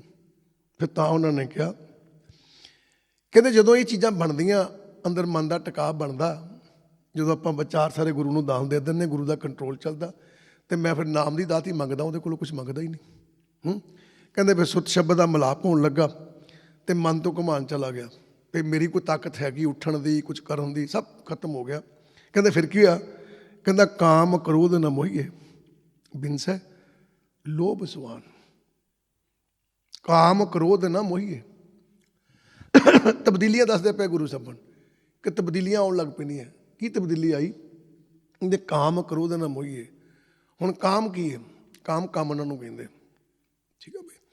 ਆਪਾਂ ਕਾਮ ਕਾਮ ਨੂੰ ਕਹਿੰਦੇ ਹਾਂ, ਪਰ ਇਹ ਕਾਮ ਜਿਹੜਾ ਨਾ, ਇਹ ਬੱਚੇ ਦੀ ਕੁਝ 5-7-10 ਸਾਲ ਦੀ ਉਮਰ ਤੋਂ ਸ਼ੁਰੂ ਹੁੰਦਾ, ਪਰ ਕਾਮਨਾ ਜਦੋਂ ਬੱਚਾ ਮਾਂ ਦਾ ਸਰੀਰ ਛੱਡਦਾ ਉਦੋਂ ਸ਼ੁਰੂ ਹੋ ਜਾਂਦੀ। ਬਾਣੀ 'ਚ ਲਿਖਿਆ, ਜੌਨ ਛੱਡ ਜਾਓ ਜੱਗ ਮੈਂ ਆਇਓ, ਲਾਗਤ ਪਵਨ ਖਸਮ ਬਸਲਾਇਓ। ਮਾਂ ਦਾ ਪੇਟ ਛੱਡਣ ਦੀ ਦੇਰ ਸੀ ਕਿ ਸੰਸਾਰ ਦੇ ਹਵਾ ਲੱਗੀ ਤੇ ਰੱਬ ਭੁੱਲ ਗਿਆ। ਇਹਦਾ ਮਤਲਬ ਕਾਮਨਾ ਸੀ ਨਾ, ਠੀਕ ਹੈ। ਕਾਮਨਾ ਬੱਚੇ ਜੰਮਦੇ ਪੈਦਾ ਹੋ ਜਾਂਦੀ ਹੈ, ਠੀਕ ਹੈ, ਪਰ ਕਾਮ ਵਾਸ਼ਨਾ ਨਹੀਂ ਉਹਦੇ ਅੰਦਰ ਅਜੇ, ਪਰ ਕਾਮਨਾ ਹੈਗੀ ਹੈ। ਸੋ ਧਿਆਨ ਦੇਣਾ, ਕਾਮਨਾ ਹੀ ਕ੍ਰੋਧ ਪੈਦਾ ਕਰਦੀ ਹੈ। ਕਿਵੇਂ? ਕ੍ਰੋਧ ਕਦੋਂ ਬਣਦਾ ਹੈ? ਜਦੋਂ ਬੰਦੇ ਦਾ ਕੋਈ ਕਾਮਨਾ ਪੈਦਾ ਹੁੰਦੀ, ਉਹ ਕਾਮਨਾ ਪੂਰੀ ਨਹੀਂ ਹੁੰਦੀ, ਕ੍ਰੋਧੀ ਹੋ ਜਾਂਦਾ, ਕ੍ਰੋਧੀ ਹੋ ਜਾਂਦਾ। ਤੇ ਗੁਰੂ ਸਾਹਿਬ ਕਹਿੰਦੇ ਕਾਮ ਕ੍ਰੋਧ ਨਾ ਮੋਹੀਏ। ਕਹਿੰਦਾ ਐਸੀ ਕਿਰਪਾ ਹੋਈ ਕਿਹਦੀ? ਆ ਜਦੋਂ ਦੇ ਮੈਂ ਆਪਣੇ ਵਿਚਾਰ ਗੁਰੂ ਨੂੰ ਦਾਨ 'ਚ ਦਿੱਤੇ ਆ ਨਾ, ਦਾਨ 'ਚ ਦੇਣ ਤੋਂ ਬਾਅਦ ਜੋ ਗੁਰੂ ਜਿੱਦਾਂ ਚਲਾਉਂਦਾ ਮੈਂ ਉੱਦਾਂ ਚੱਲੀ ਜਾਂਦਾ। ਉਹਦਾ ਹੀ ਕੰਟਰੋਲ ਹੈ ਗੁਰੂ ਦਾ। ਜੋ ਮੈਂ ਦਾਨ ਦਿੱਤਾ ਉਹ ਆਪ ਹੀ ਚਲਾ ਰਿਹਾ, ਕੀ ਕਰਨਾ। ਜਿਉਂਦਾ ਉਹ ਕਰਦੇ ਪਿਆ। ਕਹਿੰਦਾ ਵੀ ਕਮਾਲ ਹੋ ਗਈ, ਕਾਮ ਕ੍ਰੋਧ ਨਾ ਮੋਹੀਏ। ਕਹਿੰਦੇ ਜਿਹੜੀ ਮੇਰੀ ਮਨ ਬਿਰਤੀ, ਮੇਰਾ ਧਿਆਨ ਜਿਹੜਾ ਨਾ, ਅੱਗੇ ਕਾਮਨਾ 'ਚ ਮੋਹਿਆ ਜਾਂਦਾ ਸੀ, ਕਹਿੰਦਾ ਹੁਣ ਨਹੀਂ ਮੋਹਿਆ ਜਾਂਦਾ, ਹੁਣ ਨਹੀਂ ਖਿੱਚ ਗਿਆ ਕੀ, ਠੀਕ ਹੈ। ਕਿਹੜੀ ਗੱਲੋਂ? ਕਿਉਂਕਿ ਮੇਰੇ ਅੰਦਰ ਦੇ ਵਿਚਾਰ ਗੁਰੂ ਕੋਲ ਆ, ਜਿੱਦਾਂ ਗੁਰੂ ਜੀ ਚਲਾਉਣਾ ਚਾਹੁੰਦੇ ਚਲਾਈ ਜਾਂਦੇ, ਆਪਾਂ ਨੂੰ ਪ੍ਰੋਬਲਮ ਕੋਈ ਨਹੀਂ। ਬਿਨਸੇ ਲੋਭ ਸੁਆਨ, ਬਿਨਸੇ ਲੋਭ, ਧਿਆਨ ਪੜਨਾ, ਬਿਨਸੇ ਲੋਭ, ਫਿਰ ਸੁਆਨ, ਰੁਕ ਕੇ ਪੜਨਾ ਇਹਨੂੰ, ਬਿਨਸੇ ਲੋਭ। ਕਹਿੰਦਾ ਮੇਰੇ ਅੰਦਰ ਲੋਭ ਜਿਹੜਾ ਉਹ ਨਾਸ਼ ਹੋ ਗਿਆ, ਖਤਮ ਹੋ ਗਿਆ। ਕਹਿੰਦਾ ਕਿਹੜਾ ਲੋਭ? ਕਹਿੰਦਾ ਤਾਂ ਕੁੱਤੇ ਵਾਂਗੂ ਮੈਨੂੰ ਭਜਾਈ ਫਿਰਦਾ ਸੀ ਪਹਿਲਾਂ। ਕੁੱਤਾ ਨਾ ਇੱਕ ਲੋਭੀ ਹੋਣ ਦੇ ਕਾਰਨ ਕਦੀ ਕਿਸੇ ਗਲੀ 'ਚ, ਕਦੀ ਕਿਸੇ ਗਲੀ 'ਚ, ਕਦੀ ਕਿਸੇ ਗਲੀ 'ਚ ਵੜ ਜਾਂਦਾ। ਕਹਿੰਦਾ ਮੇਰਾ ਸੁਭਾਅ ਹੀ ਇੱਦਾਂ ਦਾ ਸੀ ਕਿ ਮੇਰੇ ਮਨ ਵਿੱਚ ਲੋਭ ਸੀ, ਉਸ ਲੋਭ ਕਰਕੇ ਮੈਂ ਦਰ ਦੇ ਧੱਕੇ ਖਾਂਦਾ ਸੀ, ਮੇਰੀ ਮਨ ਬਿਰਤੀ ਗੁਰੂ ਚਰਨਾਂ 'ਚ ਟਿਕਦੀ ਨਹੀਂ ਸੀ। ਕਹਿੰਦਾ ਬਿਨਸੇ ਲੋਭ ਸੁਆਨ। ਕਹਿੰਦਾ ਵਾਲਾ ਕੁੱਤੇ ਵਾਲਾ ਲੋਭ ਸੀ ਨਾ ਮੇਰੇ ਅੰਦਰ, ਉਹ ਨਾਸ਼ ਹੋ ਗਿਆ। ਕਿੱਦਾਂ? ਆ ਜਦੋਂ ਦੇ ਮੈਂ ਵਿਚਾਰ ਦਾਨ ਕਰਕੇ ਤੇ ਨਾਮ ਸਿਮਰਨ ਕਰਨ ਡਿਆ। ਅੱਗੇ ਮੈਂ ਦਾਨ ਦਿੱਤੇ ਨਹੀਂ ਸੀਗੇ, ਕੰਟਰੋਲ ਮੇਰਾ ਸੀ ਗੁਰੂ ਦਾ, ਮੇਰੀ ਮਨ ਬਿਰਤੀ ਦਾ ਕੰਟਰੋਲ ਹੀ ਕੋਈ ਨਹੀਂ ਸੀ, ਮੈਂ ਖੁਦ ਹੀ ਕੰਟਰੋਲ ਕਰਦਾ ਸੀ। ਤੁਸੀਂ ਕਈ ਵਾਰੀ ਦੇਖਿਓ ਲੜਾਈ ਝਗੜਾ ਹੋ ਜਾਂਦਾ, ਗੁਰੂ ਘਰ ਵੀ ਹੋ ਜਾਂਦਾ। ਕੋਈ ਸੱਜਣ, ਇੱਕ ਰਿਸ਼ੀ ਤੇ ਰੱਬਾ ਦੇਖਿਆ ਜ਼ਿੰਦਗੀ ਦੇ ਵਿੱਚ, ਕੋਈ ਸੱਜਣ ਨਾ ਕਿਤੇ ਗੁਰੂ ਘਰ ਲਈ ਮਹਾਰਾਜ ਦੇ ਪ੍ਰਕਾਸ਼ ਲਈ ਗੱਦੀਆਂ ਲੈ ਕੇ ਆਇਆ।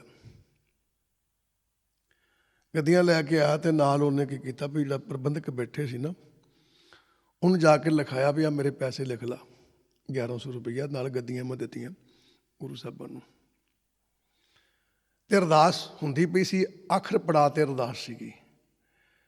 ਤੇ ਉਹ ਪ੍ਰਬੰਧਕ ਉਹਨੂੰ ਕਹਿੰਦਾ ਵੀ ਭਾਜੀ ਇੱਦਾਂ ਹੈ ਵੀ ਹੁਣ ਤੁਸੀਂ ਦੱਸਿਆ ਲੇਟ ਹੈ ਤੇ ਨਾ ਮੈਂ ਦੱਸਿਆ ਨਹੀਂ ਗ੍ਰੰਥੀ ਸਿੰਘ ਨੂੰ ਤੁਹਾਡਾ। ਤਾਂ ਗ੍ਰੰਥੀ ਸਿੰਘ ਨੇ ਅਰਦਾਸ ਕਰਤੀ, ਉਹਦਾ ਨਾਂ ਨਹੀਂ ਲਿਆ।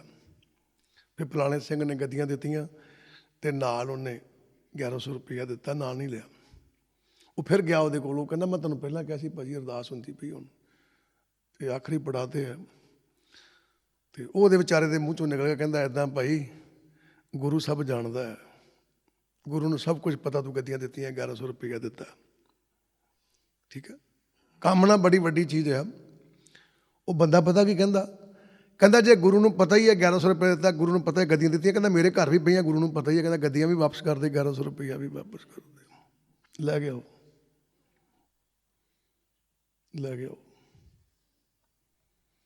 ਔਰ ਉਹਦੇ ਗਲ ਵੱਖਰਾ ਪੈ ਗਿਆ, ਕਹਿੰਦਾ ਤੁਸੀਂ ਚੋਰ ਹੋ। ਕਹਿੰਦਾ ਭਾਵ ਕਾਮਨਾ ਨੇ ਕ੍ਰੋਧ ਪੈਦਾ ਕਰ ਦਿੱਤਾ। ਕੀ ਕਾਮਨਾ ਸੀ? ਕਿ ਮੇਰਾ ਪੂਰੀ ਸੰਗਤ 'ਚ ਨਾਂ ਉਚਾਰਨ ਹੋਣਾ ਚਾਹੀਦਾ, ਮੈਂ ਦਾਨ ਕੀਤਾ ਹੈ, ਇਹ ਕਾਮਨਾ ਸੀ। ਇਹਨੇ ਕ੍ਰੋਧ ਪੈਦਾ ਕਰਤਾ।